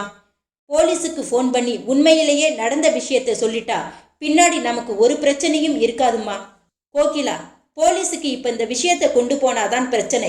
இங்க செத்து கிடக்கிறவன் என் கூட காலேஜில் படிச்சவன். துப்பாக்கிக்காக நாங்க 2 பேரும் போராடின போது அவனோட கைவிரல் பட்டுதான் துப்பாக்கி வெடிச்சது. ஆனா நான் சொல்றதை போலீஸ் ஒருவேளை நம்பாமல் கூட போகலாம். நான் தான் பார்த்தேனம்மா. இதோ பார் கோகிலா, போலீஸை பத்தி உனக்கு தெரியாது. அவங்க இந்த மரணத்தை எப்படியும் சந்தேக கண்ணோடு தான் பார்ப்பாங்க. என்னையும் உன்னையும் 1008 கேள்வி கேட்பாங்க. அதுக்கெல்லாம் உன்னாலையும் என்னாலையும் பதில் சொல்லிட்டு இருக்க முடியாது. தெருவே கூடிடும். கோகிலா வியர்த்த முகத்தோடு திலோத்தமாவை ஏறிட்டார். சரிம்மா, இதை எங்க கொண்டு போய் போடுறது? வழியில யாராவது பார்த்துட்டா? பார்க்காதபடிக்கு கொண்டு போயிடலாம். முதல்ல பாடியை போர்ட்டிகோவில் இருக்கிற காருக்கு கொண்டு போயிடலாம். ஒரு பழைய போர்வையால் பாடியை சுத்து. திலோத்தம்மா சொல்லி முடிக்கவில்லை. வாசலில் காலிங் பெல் விற்றென்று அலறி கூப்பிட்டது. தன்னுடைய அறைக்குள் நுழைந்த டாக்டர் அம்சவேணியை வியப்போடு பார்த்தாள் பிரகவ்யா. கையில் ஒரு காமிக்ஸ் புத்தகம். டாக்டர், நீங்களா? நானே. அம்சவேணி புன்னகைத்தார். வழக்கமா சாயந்தரம் தானே வருவீங்க? உன் கூட கொஞ்சம் பேசணும், அதான் காலையிலேயே கிளினிக் போற வழியில் வந்துட்டேன். என்ன பேசணும் டாக்டர்? எனக்கு ஏதாவது ஒரு புது ட்ரீட்மெண்ட் கொடுக்க போறீங்களா? இல்ல, இனிமே உனக்கு ட்ரீட்மெண்டே கிடையாது. உன்னோட மனசுக்குள் பதிவாகி இருக்கிற ஹரிசங்கரோட நினைவுகளை அழிச்சு உன்னை இரும்பு பிடியா பிடிச்சுக்கிட்டு இருக்கிற ஸ்பிளிட் பர்சனாலிட்டி நோயை குணப்படுத்த நான் ஒரு வழியை கண்டுபிடிச்சிருக்கேன். அதுக்கு நீ ஒத்துழைப்பு கொடுக்கணும். என்ன வழி டாக்டர்? நான் சொல்லுவேன், நீ கோபித்து கொள்ளக்கூடாது. டாக்டர், நீங்க எது பண்ணினாலும் என்னோட நன்மைக்காகத்தான் பண்ணுவீங்க. சொல்லுங்க, என்ன வழி? அது டாக்டர் குரலை இழுக்க பிரகவ்யா புன்னகைத்தார். டாக்டர், நீங்க எனக்கு ஃபேமிலி டாக்டர் மட்டும் இல்லை, ஒரு நல்ல அட்வைசரும். என்ன வழின்னு சொல்லுங்க டாக்டர். நீ ஒரு கல்யாணத்தை பண்ணிக்கணும். தலை குனிந்து கொண்டு பிரகவ்யா மௌனித்தாள். என்ன பேச்சையே காணும்? Sorry doctor. எதுக்கு சாரி? ஹரிசங்கர் எனக்கு துரோகம் பண்ணிக்கிட்டு வேற ஒரு பெண்ணை கல்யாணம் பண்ணிக்கிட்டாலும் அவரை என்னால் மறக்க முடியாது. அவரோட நினைவுகள் எனக்குள்ளே ஆழமாய் இருக்கிறதால தான் எனக்கு இந்த ஸ்பிளிட் பர்சனாலிட்டி நோயே இருக்கிறதாக நீங்க சொல்லியிருக்கீங்க டாக்டர். எந்த நேரத்துல நான் எது மாதிரி நடந்துப்பேன்னு எனக்கே தெரியாது. அன்னைக்கு ஏர்போர்ட்ல என்ன நடந்ததுன்னு உங்களுக்கே தெரியும்.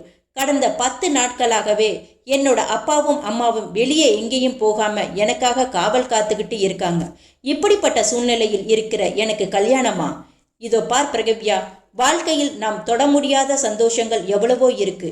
அதையெல்லாம் தொட்டு பார்க்க நாம் ஆசைப்பட்டாலே வாழ்க்கை சுவாரஸ்யமாயிடும்.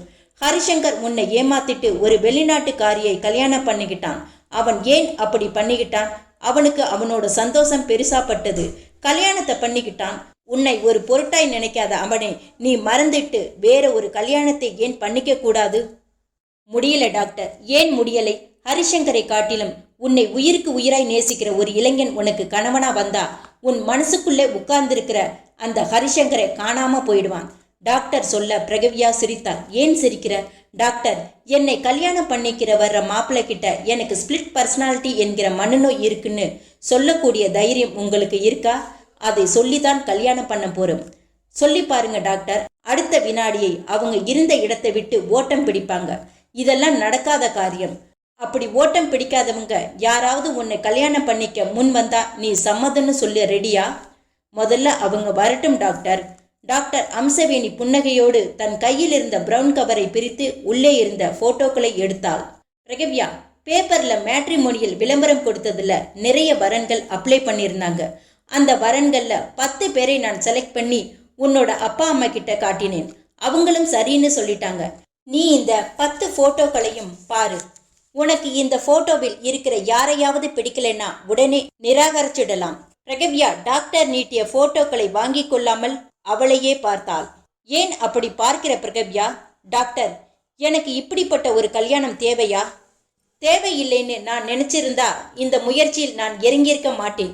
உனக்குள்ள பதிவாய் இருக்கிற இந்த ஸ்பிளிட் பர்சனாலிட்டி நோயை குணப்படுத்தணும்னா உனக்கு ஒரு புதிய உறவு தேவை. அந்த புதிய உறவோடு வரவால் உன்னோட மனநோய் கண்டிப்பா குணமாகும். இது உங்களுடைய நம்பிக்கையா இல்ல ட்ரீட்மெண்ட்டா? ரெண்டும் தான். இந்த போட்டோக்களை பார்த்துட்டு எனக்கு ஃபோன் பண்ணு. உன்னோட பதில் கிடைச்சதுமே நான் அந்த 10 வரன்களையும் வரவழைச்சி அவங்களை இன்டர்வியூ பண்ணணும். உன்னை பத்தியும் அவங்க கிட்ட எல்லாத்தையும் சொல்லணும். பிரகவ்யா மௌனமாய் போட்டோக்களை வாங்கி கொள்ள அம்சவேணி அறையிலிருந்து வெளிப்பட்டாள். அறைக்கு வெளியே காத்திருந்த பிரகவ்யாவின் அப்பா கிருபாகரனும் அம்மா கௌரியும் கண்களில் நீரோடு டாக்டரை ஏறிட்டார்கள். பிரகவ்யா என்ன சொன்னா டாக்டர்? கல்யாணம் பண்ணிக்க சம்மதிச்சிட்டா. நிஜமாவா டாக்டர்? எங்களால நம்பவே முடியல. அம்சவேணி புன்னகைத்தாள். எதையும் சொல்ற விதத்துல சொன்னாதான் ஒர்க் அவுட் ஆகும். டாக்டர், இவ கல்யாணம் பண்ணிக்க சம்மதிச்சிட்டா, ஆனா மாப்பிள்ளை அமையணுமே. வர்ற மாப்பிள்ளையை எப்படி கன்வின்ஸ் பண்ண போறீங்க? உங்க கவலைதான் எனக்கும். வாசலில் எழுந்த அழைப்பு மணி சத்தம் கேட்டு திலோத்தம்மாவும் வேலைக்காரி கோகிலாவும் ஒருத்தரை ஒருத்தர் கலக்கமாய் பார்த்து கொண்டார்கள். அம்மா, யாரோ வந்திருக்காங்க. நீ இங்கேயே இரு, நான் போய் பார்த்து பேசிவிட்டு வருகிறேன். அப்பாவை பார்க்க யாராவது வந்திருக்கலாம். அம்மா, அவங்க உள்ள வந்துட்டா? வராதபடிக்கு நான் பார்த்து பேசி அனுப்பிடுறேன். நீ இந்த ரூமோட கதவை சாத்திக்கிட்டு உள்ளேயே இரு. மிரட்சியான கண்களோடு கோகிலா தலையை ஆட்ட திலோத்தமா வாசல் கதவை நோக்கி போனாள். சேலை தலைப்பால் முகவியர்வையை ஒற்றிக்கொண்டு கதவை நெருங்கி அதன் சாவி துவாரத்தில் கண்ணை வைத்து வந்திருப்பது யார் என்று பார்த்தாள். வாசற் படிக்கட்டில் ஒரு இளைஞன் நின்றிருந்தான். வலது பக்க தோளில் ஒரு லெதர் பேக் தொங்கிக் கொண்டிருந்தது. யார் இவன்? இதற்கு முன் இவனை நான் பார்த்ததே இல்லையே. திலோத்தம்மா யோசித்துக் கொண்டிருக்கும் போதே மறுபடியும் அழைப்பு மணி அலறியது. மனசுக்குள் துணிச்சலை வரவழைத்துக் கொண்டு கதவின் தாழ்பாலை விலக்கி திறந்தார். அந்த இளைஞன் திலோத்தம்மாவை பார்த்து மரியாதை கலந்த பவ்யத்தோடு கேட்டான், இது சுவாமிநாதன் சார் வீடுதானே? ஆமா சார், வர சொல்லி இருந்தாரு. நீங்க? என் பேர் வின்சென்ட், வீடியோகிராஃபர். ஒரு கல்யாணத்தை வீடியோ கவரேஜ் பண்றதை பத்தி பேசணும்னு சொல்லியிருந்தார். அப்பா வெளியே போயிருக்காரு, வர நேரமாகுமா? ஆமா, கல்யாண அழைப்புக்காக காஞ்சிபுரம் வரைக்கும் போயிருக்கார். அவர் வீட்டுக்கு திரும்ப எப்படியும் ராத்திரி ஆயிடும். நீங்க நாளைக்கு காலையில சுமார் ஒரு 10 மணிக்கு வந்து அவரை பாருங்களேன். இன்னைக்கு சாயந்தரமே அவர் காஞ்சிபுரத்திலிருந்து திரும்ப மாட்டாரா? இல்லைங்க, எப்படியும் ராத்திரி 8 மணி ஆயிடும். அப்ப 8 மணிக்கு வந்து பார்க்கட்டுங்களா? வேண்டாங்க, அப்பாவும் அம்மாவும் வரும்போதே ரொம்பவும் டயர்டா வருவாங்க. நீங்க நாளைக்கு காலையில் வர்றதுதான் பெட்டர். வீட்டில் யாருக்குங்க கல்யாணம்? எனக்கு தான். என்னை தவிர வேறு யாருக்கும் அப்பா வீடியோ கவரேஜ் சான்ஸை கொடுத்துட மாட்டாரு. அப்பா வந்ததும் நான் சொல்லி வைக்கிறேன். உங்க பேர் என்ன சொன்னீங்க? வின்சென்ட். நாளைக்கு காலையில் 10 மணிக்கு வந்துடுங்க.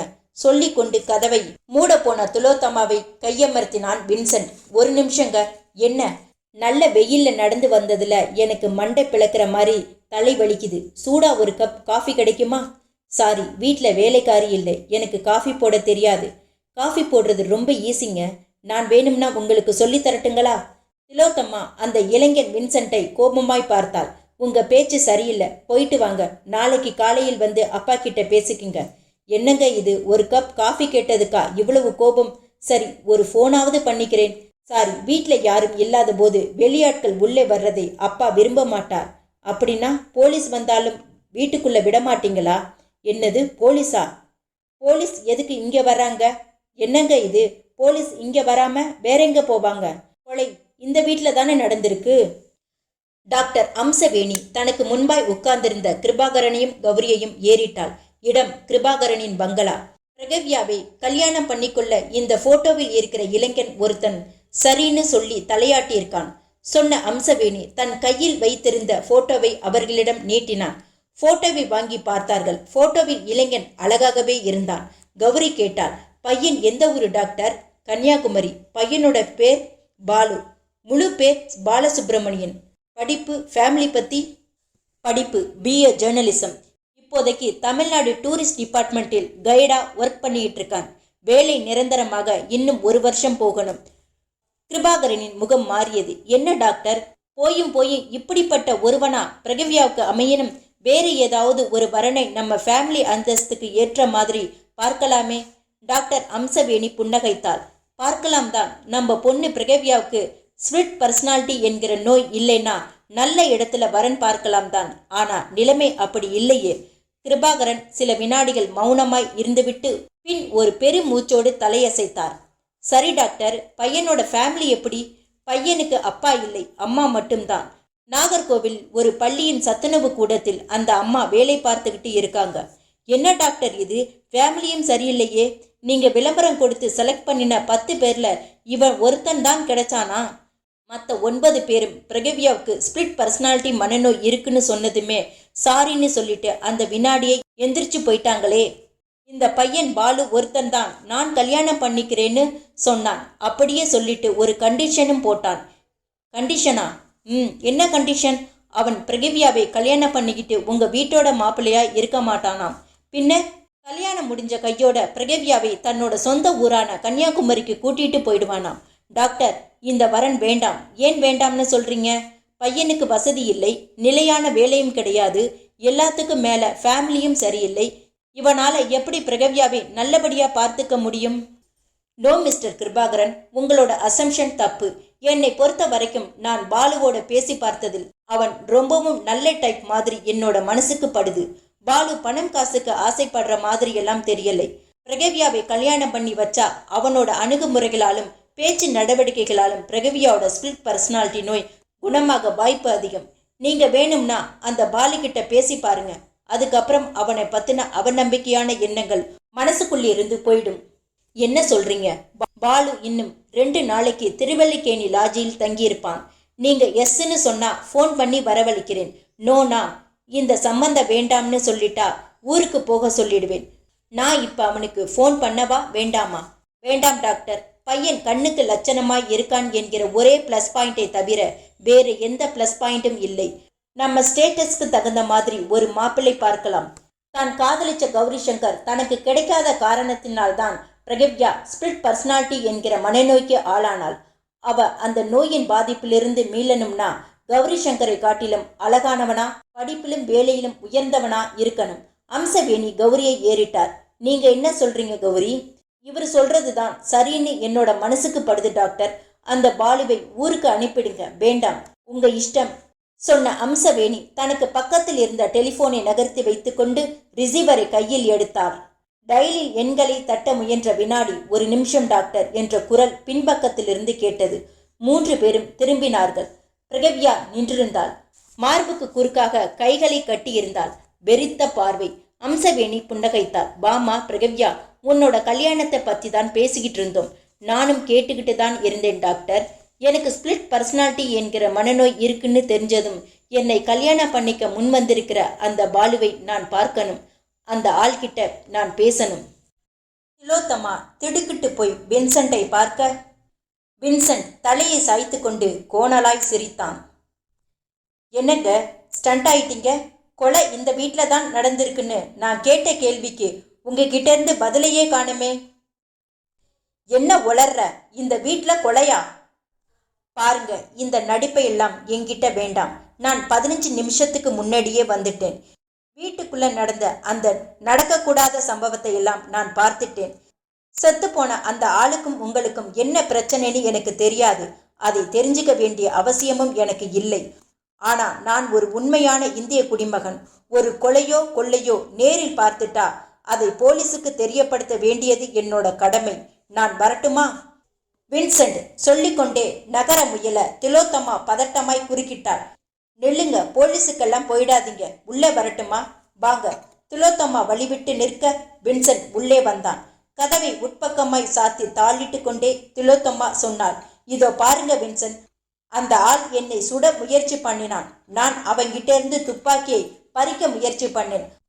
அந்த போராட்டத்தில் துப்பாக்கி ட்ரிக்கர் மேலே அவனோட விரல் பட்டு தோட்டா பாஞ்சிடுச்சு. இது கொலை இல்லை. அப்படின்னா இதுக்கு என்ன பேரு? விபத்து.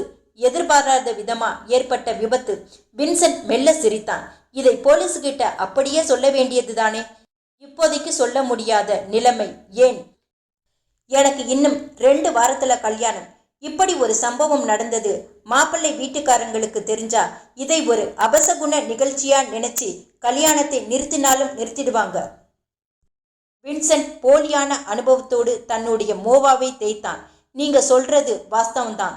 கல்யாணம் நடக்க வேண்டிய வீட்டில் கொலை நடந்தா மாப்பிள்ளை வீட்டுக்காரங்க தலை தெறிக்க ஓடதான் செய்வாங்க. உங்களுக்கு பார்த்து இருக்கிற மாப்பிள்ளை வெளிநாட்டில் இருக்கிறதா உங்க அப்பா என்கிட்ட சொல்லியிருக்கார். மாப்பிள்ளை பேர் என்ன? மாறன். பெரிய இடம் இல்லையா? சரி, இங்கே வந்து செத்தவன் யாரு?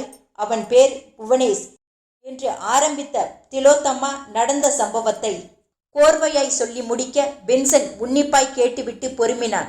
ராஸ்கல், காலேஜில் என்னைக்கோ நடந்த சம்பவத்தை கையில் எடுத்துக்கிட்டு வந்து உங்களை இப்ப பிளாக்மெயில் பண்ணியிருக்கான். இந்த மாதிரியான ஆளுக்கு இப்பேற்பட்ட முடிவுதான் சரி. பாடி இப்ப எங்கே? உள்ளே வாங்க பார்க்கலாம். அது அட, ஏன் பயப்படுறீங்க? இந்த நிமிஷத்திலிருந்து நான் உங்களுக்கு பிரதர் மாதிரி, நீங்க எனக்கு சிஸ்டர் மாதிரி. உங்களுக்கு உதவி பண்ணதான் கடவுள் என்னை சமயம் பார்த்து அனுப்பி வச்சிருக்கார். வாங்க பாடியை பார்க்கலாம். திலோத்தம்மா சில வினாடிகள் தயங்கிவிட்டு பின் வின்சனை கூட்டிக் கொண்டு உள் அறையை நோக்கி போனாள். அறைக்குள் வேலைக்காரி கோகிலா வியர்த்த முகத்தோடு நின்று கொண்டிருப்பதை பார்த்த வின்சன் திலோத்தம்மாவை திரும்பி பார்த்து இது யாரு என்று கேட்டான். வேலைக்காரி. ஓ, இந்த கொலையில் இவளும் ஒரு பார்ட்னரா? இது ஒன்றும் கொலை கிடையாது திலோத்தம்மா சொல்ல வின்சன் சிரித்தான். ஓ சாரி, உங்களை பொறுத்த வரைக்கும் இது ஒரு விபத்து இல்லையா? மருந்து போயிடுது. சரி, பாடி எங்கே? திலோத்தம்மா அழுகையை அடக்கி கொண்டு அறையின் மூலையை நோக்கி கையை காட்டினாள். வின்சென்ட் பார்வையை அங்கே கொண்டு போனான். மார்பில் உறைந்து போன இரத்தத்தோடு நிலைத்த விழிகளோடு புவனேஷின் உடல் ஒருக்களித்து விழுந்து கிடந்தது. தலைக்கு மேல் ஈக்கள் பறந்தன. வின்சென்ட் மெல்ல நடந்து பக்கத்தில் போய் நின்று உடம்பை சில வினாடிகள் பார்த்துவிட்டு மறுபடியும் திலோத்தமாவிடம் திரும்பினான். பாடியை வீட்டை விட்டு வெளியே கொண்டு போய் எப்படி டிஸ்போஸ் பண்ண போறீங்க? இருவரும் மௌனம் சாதித்தார்கள். என்ன பேச்சையே காணோம், அதை பத்தி தான் யோசனை பண்ணிக்கிட்டு இருந்தோம். நான் ஒரு யோசனை சொல்லட்டுமா? சொல்லுங்க. பிரகவ்யா டாக்டர் அம்சவேணி குரல் கொடுத்து கொண்டே அறைக்குள் நுழைந்தாள்.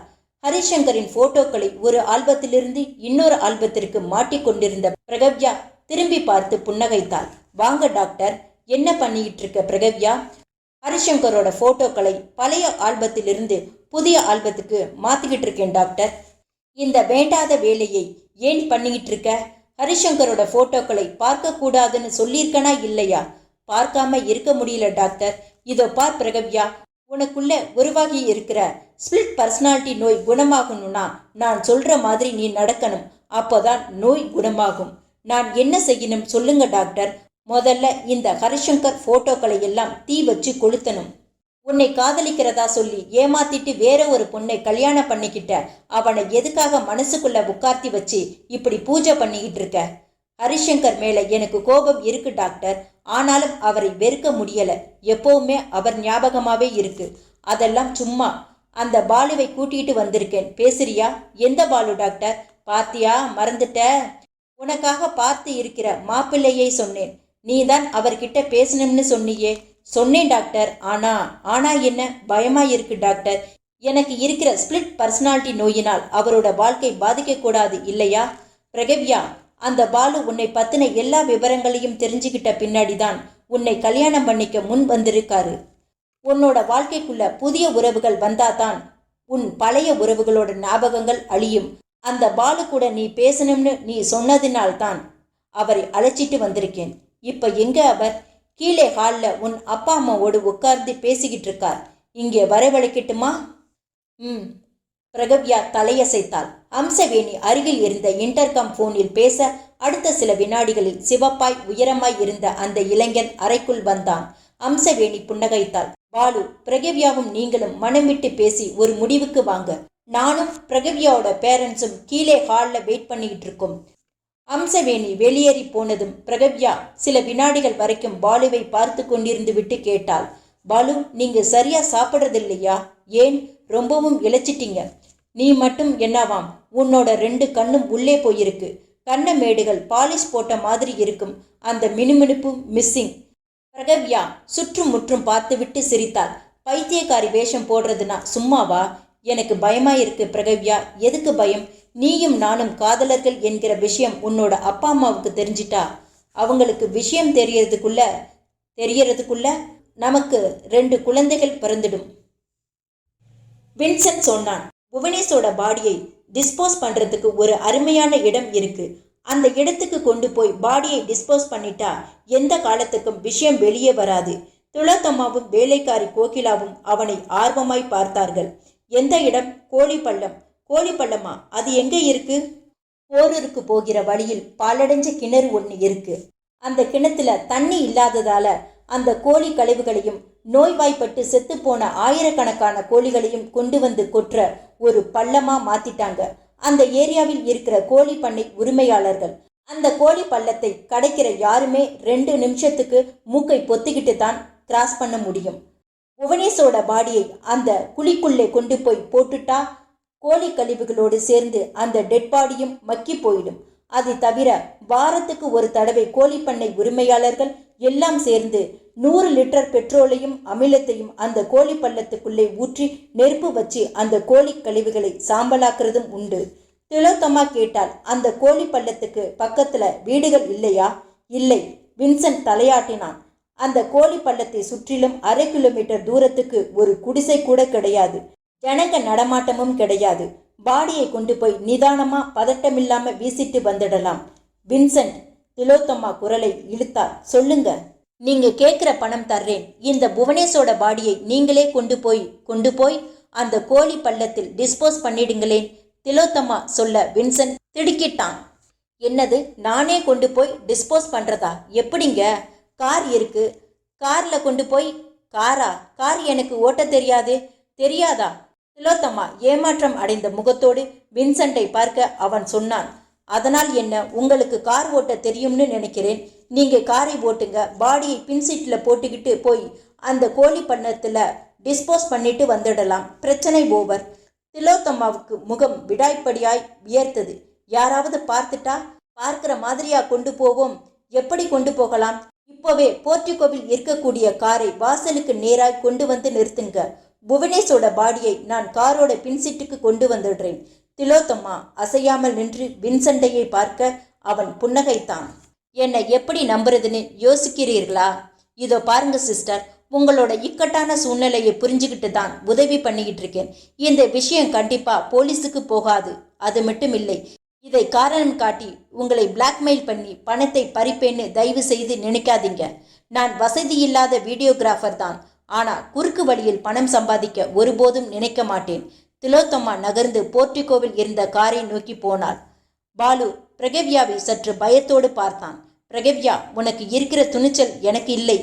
பிரகவ்யா சிரித்தாள். நம் காதல் ஜெயிக்கணும்னா இப்படிப்பட்ட துணிச்சலான காரியத்தில் இறங்கித்தான் ஆகணும். நமக்கு இப்படி ஒரு திட்டத்தை போட்டு கொடுத்ததே டாக்டர் அம்சவேணிதான். அவங்க நமக்கு பக்கபலமா இருக்கும்போது நமக்கு என்ன பயம் பாலு? நீ என்னதான் சொல்லு பிரகவ்யா, நம்ம காதல் கல்யாணத்துல போய் முடியுங்கிற நம்பிக்கை எனக்கு இல்லை. நீயும் நானும் கல்லூரியில் படிக்கும் போதே காதலர்கள் என்கிற விஷயம் உன்னை பெத்தவங்களுக்கு என்னைக்காவது ஒரு நாள் தெரியும் போது அதனோட விளைவுகள் ரொம்பவும் மோசமாகத்தான் இருக்கும். என்னோட அப்பா அம்மாவுக்கு இந்த விஷயம் தெரிஞ்சாதானே அது என்னைக்குமே தெரிய போறதில்லை.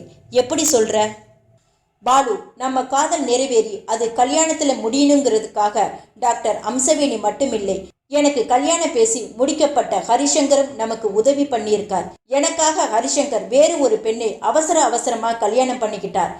வேறு ஒரு பெண்ணை கல்யாணம் பண்ணிக்கிட்டதால ஏற்பட்ட அதிர்ச்சியின் காரணமாய் எனக்கு ஸ்பிரிட் பர்சனாலிட்டி என்கிற மனநோய் ஏற்பட்டிருக்குன்னு பொய்யாய் எஸ்டாப்ளிஷ் பண்ணினது டாக்டர் அம்சவேணி. நீங்க என்னோட காதலர் என்கிற விஷயம் ஹரிசங்கருக்கும் அம்சவேணிக்கும் மட்டும்தான் தெரியும். வேற யாருக்கும் இது தெரிய வாய்ப்பில்லை என்கிற போது நீங்க ஏன் தேவையில்லாமல் பயப்படணும்? பாலு சிரித்தான். ஒரு காதலன் ஏழையாய் இருந்தா இது மாதிரியான பயங்கள் அவனுக்கு வரதான் செய்யும். உன் கழுத்துல தாலி கட்டுற வரைக்கும் எனக்கு நம்பிக்கையே இல்லை பிரகவ்யா. பாலு, என்னோட அப்பா அம்மாவோட மனநிலையில் இப்போ ரொம்பவும் மாற்றம். சொத்து, ஸ்டேட்டஸ், இந்த வார்த்தைகள் எல்லாம் அவங்க ஞாபகத்துக்கே இப்போ வர்றது இல்லை. இப்ப அவங்க எண்ணமெல்லாம் என்னோட ஸ்பிளிட் பர்சனாலிட்டி மனநோய் குணமாகணும்னு, ஒரு நல்ல வரனுக்கு கல்யாணத்தை பண்ணி வைக்கணும். அந்த 2 பொறுப்புகளையும் ஒத்துக்கிட்ட டாக்டர் அம்சவேணி கொஞ்சம் கொஞ்சமாய் காய்களை நகர்த்தி பேப்பர்ல மேட்ரிமோனியல் விளம்பரம் கொடுத்து வரன்களை செலக்ட் பண்ற மாதிரி நடிச்சு உங்களை செலக்ட் பண்ணி வீட்டுக்கு வரவழைச்சிருக்காங்க. அப்பாவுக்கும் அம்மாவுக்கும் ஆரம்பத்துல நம்ம ஃபேமிலியோட ஸ்டேட்டஸ்க்கு ஏத்த மாதிரி வரன் இல்லையே என்கிற கவலை இருந்தது. இப்ப அந்த கவலையும் இல்லை. நாம 2 பேரும் கல்யாணம் பண்ணி ஒரு சந்தோஷமான வாழ்க்கையை நடத்தி காட்டினா அவங்களுக்கு ரொம்பவும் சந்தோஷமா இருக்கும். டொக் டொக். அரைக்கதவு தட்டப்படும் சத்தம் கேட்டதும் பிரகவ்யா வேகமாய் போய் கதவை திறந்தாள். டாக்டர் அம்சவேணி புன்னகையோடு உள்ளே வந்தாள். என்ன பேசியாச்சா? என்ன டாக்டர் அதுக்குள்ள வந்துட்டீங்க? பிரகவ்யா சலித்து கொள்ள ஹம்சவேணி சிரித்தாள். நான் என்ன பண்ணட்டும் பிரகவ்யா? உன்னோட அப்பாவும் அம்மாவும் பயப்படுறாங்க. பாலுவை பிரகவ்யா ஏதாவது பண்ணிட போறா, போய் பாருங்க டாக்டர்னு விரட்டுறாங்க. என்னோட ஸ்பிளிட் பர்சனாலிட்டி மேல் அவங்களுக்கு அவ்வளவு பயம். பின்னே எலியை 2 துண்டாய் அறுத்தா அவங்களுக்கு பயம் வராதா? டாக்டர், எங்க கல்யாணம் முடிகிற வரைக்கும் இந்த ஸ்பிளிட் பர்சனாலிட்டி நோயை கண்டினியூ பண்ண வேண்டியிருக்கு. பேட்டரி செல்லில் ஓடுற 2 டாய் எலிகள் எனக்கு வேணும். அம்சவேணி சிரித்தாள். நேத்து கூட டாய்ஸ் கடைக்கு போய் கேட்டு பார்த்தேன் பிரகவ்யா, இது மாதிரியான பொம்மை எலிகள் இப்போ வர்றது இல்லையாம். நான் வேற பக்கம் கேட்டு வாங்கி தரேன். ஆனா ரொம்ப ஓவர் ஆக்ட் பண்ணி அப்பாவையும் அம்மாவையும் பயமுறுத்தாதே. அவங்க ஏற்கனவே அரண்டு போயிருக்காங்க. பாலு குறுக்கிட்டான். டாக்டர், நீங்களும் பிரகவ்யாவும் இப்படி வெளிப்படையாய் பேசிக்கிறது எனக்கு பயமா இருக்கு. பிரகவ்யாவோட அப்பா அம்மாவும் வந்துட போறாங்க. அம்சவேணி கையை மறுத்தினாள். பயப்படாதீங்க பாலு, அவங்க எப்ப மேலே வருவாங்கன்னு எனக்கு தெரியும். நானும் பிரகவ்யாவும் பேசிக்கும் போது அவங்க எங்களை கவனிக்கிற மாதிரி இருந்தா நாங்க 2 பேரும் பேசிக்கிற விதமே வேற மாதிரி இருக்கும். பாலு ரொம்பவும் பயப்படுறார் டாக்டர். இவரை கல்யாணம் பண்ணிக்கிட்டு நான் எப்படி குடும்பம் நடத்த போறேனே எனக்கு தெரியவில்லை. பணம் இல்லாதவர்களுக்கு வர்ற பயம் இது. வாங்க கீழே போலாம். பிரகவ்யா, நீ உடனே கல்யாணத்துக்கு சம்மதம்னு சொல்லிடாத. யோசனை பண்ணி 2 நாள் கழிச்சு சொல்றேன்னு சொல்லு. டாக்டர் என்ன அன்னைக்கு ஏர்போர்ட்ல போய் கலாட்டா பண்ணின மாதிரி இன்னொரு தடவை பண்ணட்டுமா? வேண்டாம். உன்கிட்ட அந்த ராத்திரி நேர சேட்டைகள் மட்டும் இருக்கட்டும், மற்றபடி எதுவும் வேண்டாம். நமக்கு காரியம் கைகூடிட்டு வருது. பாலு இடமறித்தான். டாக்டர், ஏதாவது காரணத்தை காட்டி கல்யாணத்தை தள்ளி போட்டுடாதீங்க. இந்த மாசத்துக்குள்ளே கல்யாணம் நடக்கும், போதுமா? திலோத்தமா போர்ட்டுகோவில் இருந்த காரை கொண்டு வந்து வாசலுக்கு நேராய் நிறுத்த வின்சென்ட் புவனேஷின் உடலை ஒரு போர்வையாய் சுற்றி தூக்கி கொண்டு வந்து காரின் பின்சீட்டில் போட்டுவிட்டு முன்னால் வந்து உட்கார்ந்தான். டிரைவிங் சீட்டில் உட்கார்ந்திருந்த திலோத்தமா கதவருகே நின்றிருந்த வேலைக்காரியை கூப்பிட்டாள். கோகிலா, அம்மா. அவள் கலவர முகமாய் காருக்கு பக்கத்தில் ஓடி வந்தாள். வீட்டை பார்த்துக்குங்க. சரிங்கம்மா. காஞ்சிபுரத்திலிருந்து அம்மாவும் அப்பாவும் ஃபோன் பண்ணி என்னை கேட்டா நீ என்ன பதில் சொல்லுவ? என்னன்னு சொல்றதுமா? நீங்களே சொல்லிடுங்க. பியூட்டி பார்லருக்கு போயிருக்கிறதா சொல்லிடு. சரிங்கம்மா. திலோத்தம்மா ஒரு பெருமூச்சோடு காரை நகர்த்தினார். காம்பவுண்ட் கேட்டை கடந்ததும் கார் வேகம் எடுத்தது. கொஞ்சம் நிதானமாகவே போங்க திலோத்தம்மா. கார் எங்கேயாவது முட்டி ஆக்சிடென்ட் ஆயிட்டா போலீஸ் வந்துடும். வின்சென்ட், போருக்கு போகிற வழியில் செக் போஸ்ட் ஏதும் இல்லையே? இல்லை, தைரியமா போங்க. நீங்க இப்படி வேர்த்து வலியாதீங்க திலோத்தம்மா. சிக்னல் நிற்கும் போது டிராஃபிக் கான்ஸ்டபிளுக்கு சந்தேகம் வந்தாலும் வந்துடும். எனக்குள் இருக்கிற டென்ஷனை என்னால் கட்டுப்படுத்திக்க முடியலையே. பாடியை டிஸ்போஸ் பண்ற வரைக்கும் தான் இந்த டென்ஷன். அதுக்கப்புறம் எல்லாம் சரியாய் போயிடும். திலோத்தம்மா காரை மிதமான வேகத்தில் விரட்டி போக்குவரத்துக்கு 1 மணி நேரத்தை கரைத்த பிறகு போரூர் வந்தது. போரூரின் கடைசி வீதியையும் வீடுகளையும் கடந்ததும் பொட்டல் வெளி ஆரம்பித்தது. வெயில் தகித்தது. பார்த்தீங்களா திலோத்தம்மா, பாடியை டிஸ்போஸ் பண்ண இது மாதிரியான ஒரு ஏரியா எங்கேயாவது கிடைக்குமா? திலோத்தம்மா சற்றும் முற்றும் பார்த்தாள். கண்ணி கெட்டிய தூரம் வரைக்கும் மனித நடமாட்டம் இல்லாமல் பார்த்தினிய செடிகளாய் மண்டி கிடந்தது. நடுவே 2 பனைமரங்கள் காய்ந்த ஓலைகளோடு தெரிந்தது. வின்சென்ட், அந்த கோழிப்பள்ளம் எங்கே? இன்னும் 1 கிலோமீட்டர் தூரம் போகணும். காரை விரட்டினாள். 1 நிமிஷ நேரம் கார் ஓடியிருந்த போதும் காற்றில் உறைந்து போயிருந்த அந்த நாற்ற திலோத்தம்மாவின் நாசியை உரசி பார்த்தது. வின்சென்ட் சொன்னான், அதோ அந்த பாலம் தெரியுதே, அந்த பாலத்தை ஒட்டின மாதிரி கொண்டு போய் காரை நிறுத்துங்க. அவன் சொன்ன மாதிரியை திலோத்தம்மா காரை அந்த பாலத்துக்கு பக்கமாய் கொண்டு போய் நிறுத்தினாள். திலோத்தம்மா, நீங்க காரிலிருந்து இறங்கி ரோட்ல ஏதாவது வாகனம் வருதான்னு பார்த்து சொல்லுங்க. நான் பாடியை கீழே இறக்கிறேன். கோழிப்பள்ளம் எங்கே? காரிலிருந்து இறங்கி பாலத்தோட இடது பக்கம் பாருங்க. திலோத்தம்மா இறங்கி பார்த்தாள். பாலத்தின் இடது பக்கம் குப்பை மேடு ஒன்று தெரிய அதன் சரிவில் கோழி இறகுகள் காற்றுக்கு பறந்தன. கீழே 2 நாய்கள் எதையோ இழுத்து தின்று கொண்டிருந்தன. கழுகுகளும் காகங்களும் பாலத்தின் சுவர்களில் உட்கார்ந்திருந்தன. என்னங்க, யாராவது வர்றாங்களா? இல்லை.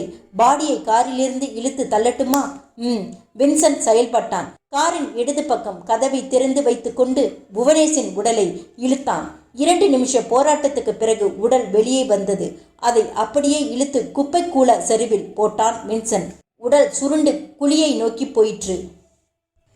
பிரகவ்யா குளிக்கும் அறைக்குள் புகுந்து கதவை தாளிட்டு கொண்டு செல்போனை எடுத்து எண்களை தட்டிவிட்டு மெதுவாக குரலில் பேச ஆரம்பித்தாள். ஹரிசங்கர், நானே. என்னுடைய கனவு நனவாக போகுது ஹரிசங்கர். கேள்விப்பட்டேன். உனக்கும் பாலுவுக்கும் வருகிற 23ஆம் தேதி கல்யாணம், சரியா? அட, அதுக்குள்ளே ஸ்டேட்ஸ்ல இருக்கிற உங்களுக்கு எப்படி விஷயம் தெரிந்தது? டாக்டர் அம்சவேணி 1 மணி நேரத்துக்கு முன்னாடி தான் எனக்கு ஃபோன் பண்ணி விஷயத்தை சொன்னாங்க. ரொம்பவும் சந்தோஷமாய் இருந்தது. வாழ்த்துக்கள் பிரகவ்யா. இந்த வாழ்க்கை நீங்க எனக்கு போட்ட பிச்சை. மறுமுனையில் ஹரிசங்கர் சிரித்தான். இந்த சினிமா டயலாக் எல்லாம் வேண்டாம். இது டயலாக் கிடையாது ஹரிசங்கர், என்னோட மனசிலிருந்து வெளிப்படுற வார்த்தைகள். நீங்க மட்டும் வேற ஒரு பெண்ணை கல்யாணம் பண்ணிக்காம இருந்திருந்தா என்னோட வாழ்க்கை திசை மாறி போயிருக்கும். மறுபடியும் சினிமா டயலாக். நீங்க எப்படி சொல்லிக்கிட்டாலும் சரி, நான் சொல்றது ஆத்மார்த்தமான உண்மை. Okay okay. பாலு எப்படி இருக்கார்? ஃபைன். அவருக்கு என்னோட வாழ்த்துக்களை சொல்லுங்க பிரகவ்யா. கண்டிப்பா. அப்புறம் உன்னோட ஸ்பிளிட் பர்சனாலிட்டி வியாதி எப்படி இருக்கு? அதுக்கு டாட்டா பை பை சொல்லிக்கிட்டு இருக்கேன். கழுத்துல தாலி ஏறினதும் சுத்தமா காணாம போயிடும். பை த பை, நீங்க எப்ப இந்தியா வர்றீங்க? வெகு விரைவில். வெகு விரைவில்னா எப்போ? இன்னிலிருந்து 15ஆவது நாள். ரியலி? எஸ், ஒரு கல்யாணத்துக்காக வர்றேன். அட, யாரோட கல்யாணம்? என்னோட கொலிக் ஒருத்தன். பேரு மாறன். ஒரு நிமிஷம், பேர் என்ன சொன்னீங்க? மாறன். மாறன் கல்யாணம் பண்ணிக்க போகிற பெண்ணோட பேரு திலோத்தம்மா. திலோத்தம்மாவா? அட ஆமாம், திலோத்தம்மாவே தான். உனக்கு தெரியுமா? தெரியுமாவது, என்னோட வீட்டுக்கு பக்கத்து வீடுதான் திலோத்தம்மாவோடது. ரொம்ப அழகாய் இருப்பாள். அப்படின்னா அந்த கல்யாணத்துக்கு நீயும் வருவ? கண்டிப்பா. என்னங்க? தபாலில் சேகரிக்க வேண்டிய அழைப்புதல்களை மறுபடியும் சரிபார்த்து கொண்டிருந்த வெங்கடபதி மனைவி ராஜலட்சுமியின் குரல் கேட்டு நிமிர்ந்தார். என்ன ராஜி, உங்ககிட்ட கொஞ்சம் பேசணும். பேசு. இந்த ஹாலில் பேச முடியாது, தனியா பேசணும். மனைவியை வியப்போடு பார்த்தார் வெங்கடபதி. தனியாய் போய் பேசுற அளவுக்கு என்ன விஷயம்? அந்த அழைப்புதல்கள் எல்லாம் அப்படி தள்ளி வச்சுட்டு என் கூட வாங்க. வெங்கடபதி முகத்தில் குழப்பத்தோடு மனைவியை பின்தொடர்ந்து பக்கத்து அறைக்கு போனார். என்ன விஷயம் ராஜி? ராஜலட்சுமி அரை கதவை உட்பக்கமாய் சாத்தி தாளிட்டு விட்டு பேச்சை ஒரு கேள்வியோடு ஆரம்பித்தாள். என்னங்க, இன்னைக்கு என்ன கிழமை? புதன்கிழமை. நாம கல்யாண அழைப்புக்காக என்னைக்கு காஞ்சிபுரம் போனோம்? 2 நாளைக்கு முந்தி, அதாவது திங்கக்கிழமை. ஆமா, திங்கக்கிழமை ராத்திரி 9 மணிக்கு நாம காஞ்சிபுரத்திலிருந்து திரும்பி வந்தோம். அந்த நிமிஷத்திலிருந்து இந்த நிமிஷம் வரைக்கும் நம்ம பொண்ணு நடவடிக்கைகள் சரியில்லை. கவனிச்சிங்களா? வெங்கடபதி தன் 2 புருவங்களையும் அதிர்ச்சியில் உயர்த்தினார். திலோத்தம்மாவோட நடவடிக்கைகள் சரியில்லையா? ஆமா, எனக்கு அப்படி தெரியலையே. நார்மலா தானே இருக்கா. உங்க பார்வைக்கும் என்னோட பார்வைக்கும் இருக்கிற வித்தியாசம் இதுதான். திலோத்தமா நார்மலா இல்லை. திங்கட்கிழமை ராத்திரியிலிருந்து அவ முகம் சரியில்லை. நாம காஞ்சிபுரம் புறப்பட்டு போன போது எவ்வளவு சந்தோஷமா இருந்தாள். அந்த சந்தோஷம் இப்ப இல்லை. கடந்த 2 நாளா அவ சரியா சாப்பிட்றதில்லை, ராத்திரியில் சரியா தூங்குறதில்லை. நானே வழிய போய் பேசினாதான் பேசுறா. செல்போன்ல எப்பவும் பலபலன்னு பேசுறவ செல்போனை ஆஃப் பண்ணிட்டு கையில் ஒரு புஸ்தகத்தை வச்சுக்கிட்டு படிக்கிற மாதிரி உட்கார்ந்துருக்கா. கல்யாண டென்ஷனா இருக்கும் ராஜி. உங்க பொண்ணு அப்படிப்பட்ட டென்ஷன் பார்ட்டி கிடையாதுங்க. அவளை பத்தி எனக்கு தெரியாதா என்ன? உடம்புக்கு ஏதாவது முடியலையா? அந்த மாதிரி தெரியலையே. சரி, என்ன விஷயம்னு உன்னோட பொண்ணையே கேட்டுட வேண்டியது தானே. கேட்டேனே, என்ன சொன்னா? ஒன்று இல்லைன்னு சொல்லிட்டா. அப்போ ஒன்று இருக்காது. இல்லைங்க, திலோத்தமா இப்படி அப்நார்மலா இருந்து நான் பார்த்ததே இல்லை. நம்ம காஞ்சிபுரத்துக்கு போன பின்னாடி என்னமோ நடந்திருக்கு. என்னமோ நடந்திருக்குன்னா என்ன அர்த்தம்? யாரோ வீட்டுக்கு வந்துட்டு போயிருக்கணும். வேலைக்காரி கோகிலா கிட்ட யார் வந்ததுன்னு கேட்டு பாத்தியா? கேட்டேன். யாரும் வரலன்னு சொல்லிட்டா. ஆனா 1 மணி நேரத்துக்கு முந்தி ஒரு சம்பவம் நடந்தது. என்ன? நாம் நம்ம வீட்டு கொல்லை பக்கம் எதுக்காகவோ போன போது தென்னை மரத்துக்கு கீழே திலோத்தம்மாவும் வேலைக்காரி கோகிலாவும் நின்னுக்கிட்டு ஏதோ கிசுகிசுன்னு பேசிக்கிட்டு இருந்தாங்க. நான் போனதும் பேச்சை நிறுத்திட்டாங்க. என்ன ரகசியம் பேசிக்கிட்டு இருக்கீங்கன்னு நான் கேட்டதுக்கு அந்த கோகிலா வெக்கப்பட்டுக்கிட்டே குடும்ப கட்டுப்பாடு ஆப்ரேஷன் பண்ணிக்க எந்த ஹாஸ்பிட்டலுக்கு போனா நல்லதுன்னு கேட்டுக்கிட்டு இருந்தாலாம். அது உண்மையாய் இருக்கணும்னு என்னோட மனசுக்கு படலை. இப்ப திலோத்தம்மா எங்க? மாடி அறையில் படுத்துக்கிட்டு இருக்கா. வேலைக்காரி கோகிலா சமயக்கட்டில் வேலை பார்த்துக்கிட்டு இருக்கா. அவளை இங்கே கூட்டிக்கிட்டு வா. நீங்க அவளை விசாரிக்க போறீங்களா? ஆமாம். வேண்டாங்க, நானே அவகிட்ட பேசிக்கிறேன். நீ பேசினா உண்மை வராது. அவளை கூட்டிக்கிட்டு இந்த ரூமுக்கு வா. நான் பேசுற விதத்துல பேசி அவ வாயிலிருந்து உண்மையை வரவழைக்கிறேன். வெங்கடபதி சொல்லி கொண்டிருக்கும் போதே வாசலில் ஏதோ சத்தம் கேட்டது. யாரோ வந்திருக்காங்க, பார்த்துட்டு வந்து பேசிக்கலாம். வெங்கடபதி அறையிலிருந்து அரைக்கதவை திறந்து கொண்டு வெளியே வந்தார்.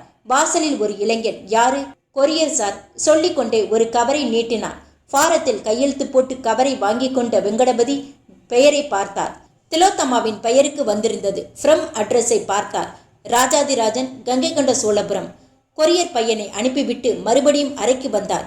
ராஜலட்சுமி கேட்டாள், கொரியர் தபால் யாருக்கு வந்திருக்கு? திலோத்தம்மாவுக்கு தான். அனுப்பி இருக்கிறது யாரு? ஃப்ரம் அட்ரஸ்ல பேரு ராஜராஜன்னு போட்டிருக்கு.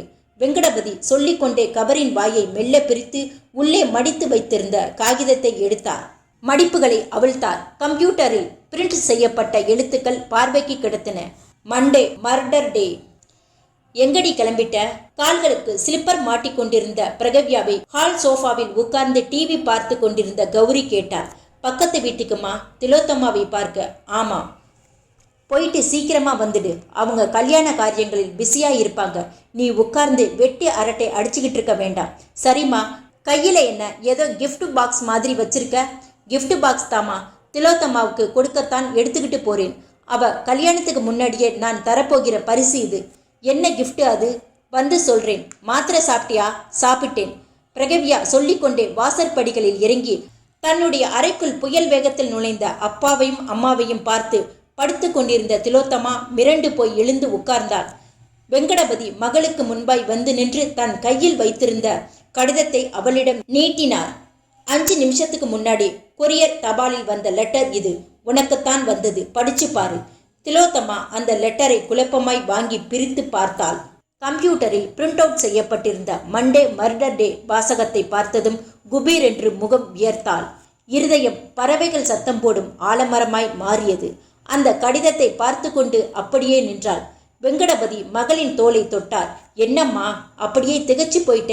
யார் இந்த ராஜாதிராஜன்? கம்ப்யூட்டரில் பிரிண்ட் அவுட் எடுத்து அனுப்பியிருக்கிற இந்த மண்டே மர்டர் டே வாசகத்துக்கு என்ன அர்த்தம்? அப்பா அது இதோ பாரம்மா, எனக்கு உண்மை வேணும். பொய் சொல்றதா இருந்தா வாயை திறக்காதே. உங்க அம்மா கொஞ்ச நேரத்துக்கு முன்னாடி தான் என்னை தனியா கூட்டிக்கிட்டு போய் திலோத்தம்மா 2 நாளா, அதாவது திங்கட்கிழமையிலிருந்து நார்மலாவே இல்லை, அவளுக்கு என்ன ஆச்சுன்னு தெரியலன்னு சொல்லிக்கிட்டு இருந்தா.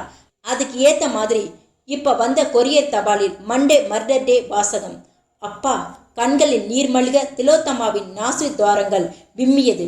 உண்மையை சொல்லிடுறேப்பா, சொல்லு. திலோத்தம்மா ஒரு 5 நிமிடங்களை செலவழித்து புவனேஷ் வீட்டுக்கு வந்து தன்னை மிரட்டியதையும், எதிர்பாராத விதமாய் துப்பாக்கி வெடித்து அவன் இறந்து போனதையும், வீடியோகிராஃபர் வின்சென்ட் உதவியால் புவனேஷின் உடலை கோழி பள்ளத்தில் டிஸ்போஸ் செய்ததையும் சொல்லி முடித்தாள். வெங்கடபதியும் ராஜலட்சுமியும் அதிர்ந்து போனவர்களாய் திலோத்தம்மாவை பார்த்தார்கள். தப்பு பண்ணிட்டியம்மா, போலீஸுக்கு தெரியாம பாடியை டிஸ்போஸ் பண்றது 2 மடங்கு கிரிமினல் குற்றம். நீ வேணும்னே அந்த புவனேஷை கொலை செய்யாத போது நீ எதுக்காக போலீஸை பார்த்து பயப்படணும்? என்னோட கல்யாணம் நடக்கிற இந்த சமயத்துல நம்ம வீட்டில் இப்படி ஒரு சம்பவம் நடந்தது எல்லா பேப்பர்லையும் வந்து அதை காரணமா வச்சு மாப்பிள்ளை வீட்டுக்காரங்க கல்யாணத்தை நிறுத்திடுவாங்களோன்னு பயந்துட்டே, அப்படிதானே? ஆமாப்பா. என்னம்மா நீ, நம்ம உயிருக்கு ஆபத்து வரும்போது தற்காப்புக்காக ஒருத்தனை தாக்குறது தப்பில்லைன்னு சட்டமே சொல்லுது. பெண்களுக்கு இந்த விஷயத்துல நிறைய உரிமை இருக்கு. நீ உடனே போலீஸுக்கு ஃபோன் பண்ணி உண்மை நிலையை சொல்லியிருந்தா புவனேஷ் விவகாரத்தை பேப்பர் வரைக்கும் கொண்டு போயிருக்க மாட்டாங்க. நீ என்னடானா அந்த வீடியோகிராஃபர் வின்சென்ட்டையும் கூட கூட்டிக்கிட்டு போய் பாடியை டிஸ்போஸ் பண்ணியிருக்க. அவன் இந்த விஷயத்துல எந்த அளவுக்கு உண்மையா இருப்பான்னு தெரியலையே. இந்த குரியர் தபாலை அனுப்பியிருக்கிற ராஜாதிராஜன் யாரு? தெரியலையப்பா. இந்த ராஜாதிராஜன் இந்த வீடியோகிராஃபர் வின்சென்டாக கூட இருக்கலாம். ராஜலட்சுமி பதட்டமாய் குறுக்கிட்டாள். என்னங்க, இப்போவாது போலீஸுக்கு போய் எல்லாத்தையும் சொல்லிடலாங்க. இனி அது முடியாது ராஜி. சம்பவம் நடந்து 2 நாளாச்சு. பாடியை இனி கோழி பள்ளத்திலிருந்து எடுத்து பிஎம் பண்ணினா பல உண்மைகள் கிடைக்காம போயிடும். சம்பவம் நடந்ததுமே போலீஸுக்கு உடனடியா ஏன் விஷயத்த சொல்லல என்கிற விஷயத்தை போலீஸ் கடுமையா எடுத்துக்கிட்டு திலோத்தமாவை அரெஸ்ட் பண்ணிடுவாங்க. அப்படின்னா திலோத்தமா இதிலிருந்து தப்பிக்க என்னதான் வழி? ராஜலட்சுமி தவிப்போடு கேட்டுக்கொண்டிருக்க வாசலில் காலிங் பெல் சத்தம் எழுந்தது. வெங்கடாபதி வேக வேகமாய் மாடி ஜன்னலுக்கு போய் அங்கிருந்து வாசலை எட்டி பார்த்தார். பிரகவ்யா நின்றிருந்தாள். வின்சன் தன் கடைக்கு கொஞ்சம் தள்ளியிருந்த நாயர் மெஸ்ஸில் மதிய சாப்பாட்டை முடித்துக்கொண்டு வீடியோ கடைக்கு திரும்பிய போது வாசலில் அந்த சர்தார்ஜி நின்றிருந்தார். 50 வயது இருக்கலாம். தாடியில் கருப்பும் வெள்ளையும் சரி விகிதத்தில் கலந்திருந்தது. என்ன என்பது போல் அவரை பார்த்தான் வின்சென்ட். சர்தார்ஜி நல்ல தமிழில் கேட்டார். நீங்க தான் வீடியோ கடைக்கு ஓனரா? ஆமா. வர்ற 18ஆம் தேதி எங்க கோயில்ல ஒரு ஃபங்க்ஷன், 8 மணி நேர ஃபங்க்ஷன். அதை வீடியோ கவரேஜ் பண்ணணும். நீங்க என்ன சார்ஜ் பண்றீங்க? வாங்க உள்ளே உட்கார்ந்து பேசுவோம். வின்சென்ட் ஷட்டரை தூக்கி கடையை திறந்து சர்தார்ஜியை உள்ளே கூட்டி போய் நாற்காலியை காட்டினான். உட்காருங்க. சர்தார்ஜி உட்கார்ந்தார். வின்சென்ட் கேட்டான், கோயில்ல ஃபங்க்ஷன் எவ்வளவு நேரம் ஆகும்னு சொன்னீங்க? 8 மணி நேரம். அது என்ன மாதிரியான ஃபங்க்ஷன்? எங்களோட மதகுரு ஒருத்தர் சண்டிகர்ல இருந்து வரார். அவர் சில பூஜைகளை பண்ணுவார், ஒரு பிரசங்கம் பண்ணுவார், அப்புறம் பஜன்ஸ் நடக்கும். இது எல்லாமும் சேர்ந்து ஒரு 8 மணி நேரத்துக்கு மேலே போகும். வீடியோ மட்டும் போதுமா இல்லை போட்டோகிராஃபியும் வேணுமா? வீடியோ மட்டும் போதும். அப்படின்னா சார்ஜ் ஒரு 20,000 ரூபாய் வரைக்கும் வரலாம். ரொம்பவும் அதிகமாக தெரியுதே. கொஞ்சம் அதிகம்தான் சார். குவாலிட்டியை பார்த்துட்டு பணம் கொடுத்தா போதும். சரி, அட்வான்ஸ் எவ்வளவு வேணும்? ஒரு 2,000 ரூபாய் கொடுத்துட்டு போங்க. சர்தார்ஜி எழுந்து தன்னுடைய பைக்குள் கையை நுழைத்து பணத்தை எடுப்பது போல் பாவலா செய்து கொண்டே வின்சென்ட் எதிர்பார்க்காத நேரத்தில் வாசலை நோக்கி பாய்ந்து சட்டரை இழுத்து மூடினான். வின்சென்ட் திகைப்பிலிருந்து மீள்வதற்குள் கடைக்குள் அரை இருட்டு கப்பிக்கொள்ள சர்தார்ஜியின் கையில் இப்போது துப்பாக்கி. வெங்கடபதியும் ராஜலட்சுமியும் திலோத்தம்மாவை பார்த்தபடி சொன்னார்கள். பக்கத்து வீட்டு பொண்ணு பிரகவ்யா வந்திருக்கா. திலோத்தம்மா அவ உன்னதான் பார்க்க வந்திருப்பான்னு நினைக்கிறேன். ஒரு 10 நிமிஷம் பேசி அவளை அனுப்பிவிடு. அவ போன பின்னாடி புவனேஷ் விவகாரத்தை பத்தி பேசிக்கலாம். திலோத்தம்மா தலையாட்டி கொண்டிருக்கும் போதே வேலைக்காரி கோகிலா கதவை திறந்துவிட பிரகவ்யா வீட்டுக்குள் நுழைந்து மாடிப்படிகளில் தாவி ஏறி வந்தார். வெங்கடபதியும் ராஜலட்சுமியும் கீழே இறங்கினார்கள். ஹலோ அங்கிள், எப்படி இருக்கீங்க? ஃபைன். நீ எப்படிம்மா இருக்க? நல்லா இருக்கேன் அங்கிள். திலோத்தம்மா மேலே இருக்காளா? ஆமாம், போய் பாரு. பிரகவ்யா படிகளில் வேகமாய் ஏறி திலோத்தம்மாவின் அறைக்குள் நுழைந்தார். வா பிரகவ்யா. முகத்தில் அப்பியிருந்த சோகத்தை வலுக்கட்டாயமாய் துடைத்துவிட்டு திலோத்தம்மா புன்னகைத்தாள். என்னடி கல்யாண பொண்ணை 2 நாளா வெளியிலேயே பார்க்கவே முடியல? பெட்ரூமை விட்டு வெளியே வராம கலர் கலரா கனவு கண்டுகிட்டு இருந்தியா? ஃப்ரெண்ட்ஸுங்களுக்கு பத்திரிகை கொடுக்க வெளியே போயிருந்தேன். திலோத்தம்மா சொன்ன பொய்யை நம்பிக்கொண்ட பிரகவ்யா, இந்தா இதை பிடி என்று சொல்லி தன் கையில் வைத்திருந்த கிஃப்டை நீட்டினான். என்னடி இது? உன்னோட கல்யாணத்துக்கு என்னோட பரிசு. கல்யாணத்துல கொடுக்காம இப்பவே என்ன பரிசு? இது அட்வான்ஸ் கிஃப்ட், பிரிச்சு பாரு. திலோத்தம்மா தயங்க பிரகவ்யா அவளுடைய தோலை தட்டினாள். பிரிச்சு பாரு. பிரித்தாள். வர்ணத்தால் சுழன்று கொள்ள உள்ளே ஒரு அட்டை பெட்டி. பெட்டியின் வாயை திறந்தாள். பெட்டியின் உள்ளே அடைசாலாய் போட்டோக்கள். திலோத்தம்மா எடுத்து பார்த்தாள். எல்லா போட்டோகளிலும் அவள் இருந்தாள். பிரகவ்யா சிரித்தாள். என்ன திலோத்தம்மா, திகச்சு போயிட்ட? கடந்த 1 வார காலமா என்னோட வீட்டு அறையிலிருந்து என் டிஜிட்டல் கேமராவை உபயோகப்படுத்தி உனக்கு தெரியாமலே நான் எடுத்த போட்டோக்கள். இது ஒவ்வொன்றையும் எடுத்து நிதானமா பாரு. இது நீ காகத்துக்கு சோறு வச்சுக்கிட்டு காக்கான்னு கத்திக்கிட்டு இருந்தப்போ எடுத்த போட்டோ. இது ரோஜா செடிக்கு நீ தண்ணி ஊத்தின போது எடுத்த போட்டோ. இது நீ உன் வீட்டு வரவரப்பறையில் மல்லாந்து படுத்துக்கிட்டு வார இதழ் படிச்சுக்கிட்டு இருந்த போது எடுத்தது. இது நீ கோலம் போட்ட போது கிளிக் பண்ணினது. இந்த போட்டோவை பார்த்தியா? எவ்வளவு அழகா கொட்டாவி விடுற. இது நீ வேலைக்காரி கோகிலாவை எதுக்கோ திட்டிக்கிட்டு இருந்த போது எடுத்தது. சொல்ல மறந்துட்டேன். வேலைக்காரின்னு சொன்னதும் ஞாபகத்துக்கு வருது. இந்த போட்டோக்கள்ல ஒரு 2 போட்டோ வேலைக்காரி கோகிலாவோடது. கோகிலாவுக்கு இப்ப காதல் காலம். அவளை ஒருத்தன் சைட் அடிக்கிறதும் அதுக்கு அவ ரெஸ்பான்ஸ் பண்ணி சைகை காட்டுறதும் ஒரே அமர்க்கலம் தான். 2 பேரும் டூயட் பண்ணாத குறைதான். நிஜமாவா? அதையும் கிளிக் பண்ணிட்டேன். திலோத்தம்மா போட்டோவை பாரு சொன்ன பிரகவ்யா போட்டோக்களை பரபரவென்று கலைத்து 2 போட்டோக்களை எடுத்து திலோத்தம்மாவிடம் நீட்டினாள். இந்த போட்டோக்களை நீயே பாரு. பார்த்தாள். வேலைக்காரி கோகிலா காம்பவுண்ட் கேட்டை அருகே நின்றபடி ஒரு இளைஞனுக்கு ஜாடை காட்ட அவனும் சிரித்து பதிலுக்கு ஏதோ சைகை காட்டு கொண்டிருந்தான். இந்த இளைஞன் மூளைக்கு ஒரு பொறி பறக்க திலோத்தம்மா உற்று பார்த்தாள். புவனேஷ். கையில் இருந்த இன்னொரு போட்டோவுக்கு பார்வையை கொண்டு போனாள். தெருமுனையில் புவனேஷும் கோகிலாவும் மறைவாய் நின்று பேசிக் கொண்டிருந்தார்கள். திலோத்தம்மா அதிர்ச்சியோடு பிரகவ்யாவை ஏறிட்டாள். பிரகவ்யா, இது எப்போ எடுத்த போட்டோ? 2 நாளைக்கு முன்னாடி, அதாவது திங்கட்கிழமை காலையில சுமார் 8 மணிக்கு எடுத்த போட்டோ. அந்த கோகிலாவை கூப்பிட்டு போட்டோவை அவகிட்ட காட்டு. அப்படியே அரண்டு போயிடுவா. திலோத்தம்மா கையில் போட்டோவோடும் இறுகி போன முகத்தோடும் எழுந்தாள். கையில் துப்பாக்கியோடு சர்ஜார்தியை பார்த்ததும் வின்சன் நிலை குலைந்து போய் நாற்காலியில் இருந்து மெல்ல எழுந்தான். சர்தார்ஜி தாடிக்குள் சிரித்தான். என்ன வின்சன், உன்னுடைய வீடியோகிராஃபர் வேலையெல்லாம் விட்டுவிட்டு சமூக சேவையெல்லாம் பண்ண ஆரம்பிச்சிட்ட போலிருக்கே. நீங்க என்ன சொல்றீங்க? திலோத்தம்மாவை போலீஸ் பிடியிலிருந்தும் சட்டத்தோட பிடியிலிருந்தும் காப்பாற்றுவதற்காக புவனேஷ் உடலை போரூர் கோழி பள்ளத்துல கொண்டு போய் போட்டு டிஸ்போஸ் பண்ணிட்டு வந்துட்டப்புல இருக்கே. நீ யாரு? சர்தார்ஜி சிரித்தார். நல்லா பாரு, யாருன்னு தெரியும். வின்சன் ஒரு நிமிஷம் முழுக்க உற்று பார்த்ததும் தாடி டர்பனுக்குள் இருந்த முகம் பிடிபடாமல் போகவே, நீ யாருன்னு எனக்கு தெரியலையே என்று எச்சில் விழுங்கிக் கொண்டே சொன்னான். இப்ப தெரியுதா பாரு. சர்தார்ஜி தன்னுடைய தாடியையும் டர்பனையும் எடுக்க வின்சன் உடம்புக்குள் 440 வாட்ஸ் மின்சாரம் பாய்ந்த உணர்ச்சி. நீ புவனேஷ் தான். செத்து போன உன்னை கோழி பள்ளத்துல புவனேஷ் புன்னகை செய்தான். நான் செத்தது போய், கோழி பள்ளத்துல நீ என்னை உருட்டி விட்டது மட்டும் உண்மை. உன்னோட உடம்புல பாஞ்ச தோட்டா வலிஞ்ச ரத்தம் எல்லாம் சினிமாவில் வர்ற மாதிரி டம்மி தான். எதுக்காக இப்படி? Very simple. எனக்கு வேலை வெட்டி கிடையாது. நாட்களை விரட்ட பணம் வேணுமே. என் கூட காலேஜில் படித்த பெண்களில் திலோத்தம்மா தான் பணக்காரி. அவளை ஒரு கொலைப்பள்ளியில் சிக்க வச்சு வாழ்நாள் பூராவும் பிளாக்மெயில் பண்ணி பணம் சம்பாதிக்க நினைச்சேன். திட்டம் போட்டு காரியம் கைகூடி வர்ற நேரத்துல நீ உள்ளே பூந்துட்ட. திலோத்தம்மாவோட ஒட்டுமொத்த ஃபேமிலியையும் பிளாக்மெயில் பண்ண நீ கொஞ்சம் இடைஞ்சலா இருப்பேன்னு பயம். அதான் நிஜத்தை பாக்கியோட உன்னோட வீடியோ கடைக்கே வந்துட்டேன். வின்சென்ட் மரண பயத்தில் வாய் உலர்ந்தான். இப்படி ஒரு விவகாரமாயிருக்குன்னு எனக்கு தெரியலையே. என்னை ஒன்றும் பண்ணிடாது. நான் இனிமே உன்னோட வழிக்கு வரலை. ஏற்கனவே வந்துட்டியே, அதுக்கு என்ன பண்றது வின்சென்ட்? உன்னையும் என்னோட பிளாக்மெயில் பிஸ்னஸ்ல பார்ட்னராய் சேர்த்துக்கலாம்னு நினைச்சேன். ஆனா நீ ரொம்பவும் நல்லவனா இருக்கியே. அந்த குவாலிஃபிகேஷன் எனக்கு சரிப்பட்டு வராது. அதான் சர்தார்ஜி கெட்டப்ல துப்பாக்கியோடு வந்துட்டேன். இது சைலன்சர் பிஸ்டல். சுட்டா சத்தம் வெளியே கேட்காது. மூடி இருக்கிற ஷெட்டருக்குள் உனக்கு மரணத்தை கொடுத்துட்டு நான் பாட்டுக்கு வெளியே பூட்டிட்டு போயிட்டே இருப்பேன்.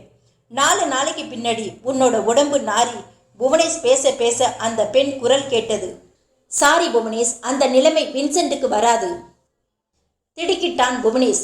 துப்பாக்கியை உயர்த்தி பிடித்தபடி பதட்டமானான். யாருது? கொஞ்சம் உனக்கு வலது பக்கமா திரும்பி பாரு. நான் யாருன்னு தெரியும். புவனேஷ் சட்டென்று திரும்பினான். அதே வினாடி வின்சென்ட் அவன் மேல் எய்த அம்பாய் பாய்ந்து பிஸ்டலை தட்டிவிட அது காற்றில் பறந்தது. எம்பி பிடித்து கொண்ட புவனேஷ் குறிப்பார்த்தான், சிரித்தான். என்ன புவனேஷ், இந்த ரூமுக்குள்ள ஒரு பெண் குரல் கேக்குதே. எங்கே அந்த பெண்ணை காணும்னு பார்க்குறியா? இந்த ரூமுக்குள்ள எந்த பொண்ணும் இல்லை.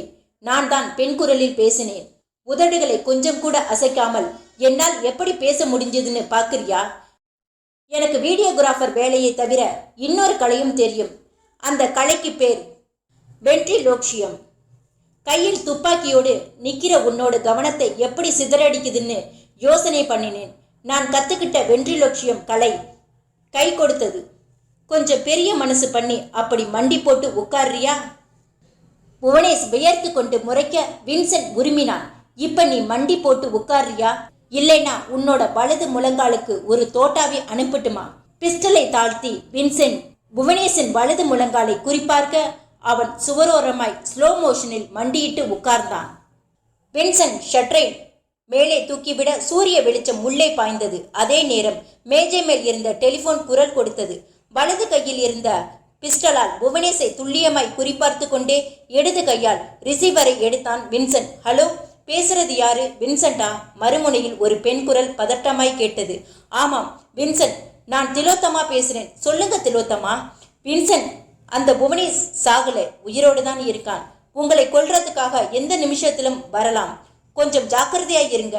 வின்சென்ட் திகைத்தான். இதெல்லாம் உங்களுக்கு எப்படி தெரிஞ்சதுன்னு கேட்குறீங்களா? எங்க வீட்டு வேலைக்காரி கோகிலாவும் புவனேஷும் இந்த விஷயத்துல பார்ட்னர்ஸ். என்னை கொலைப்பள்ளியில் சிக்க வச்சு ஒட்டுமொத்த ஃபேமிலிகளையும் பிளாக்மெயில் பண்ணி பணத்தை சம்பாதிக்க நினைச்சி. ஓல்டான் திலோத்தமா, நீங்க இப்ப சொல்லிட்டு இருக்கிறது எல்லாம் பழைய நியூஸ். நான் ஒரு புது நியூஸ் சொல்லட்டுமா? என்ன?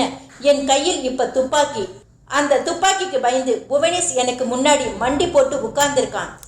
நிஜமாவா? நிஜமோ நிஜம். அப்படி ஒரு நிஜம் எப்படி? போலீஸை அழைத்து கொண்டு நேரில் வந்தால் விளக்கமாக சொல்லப்படும். முற்றும்.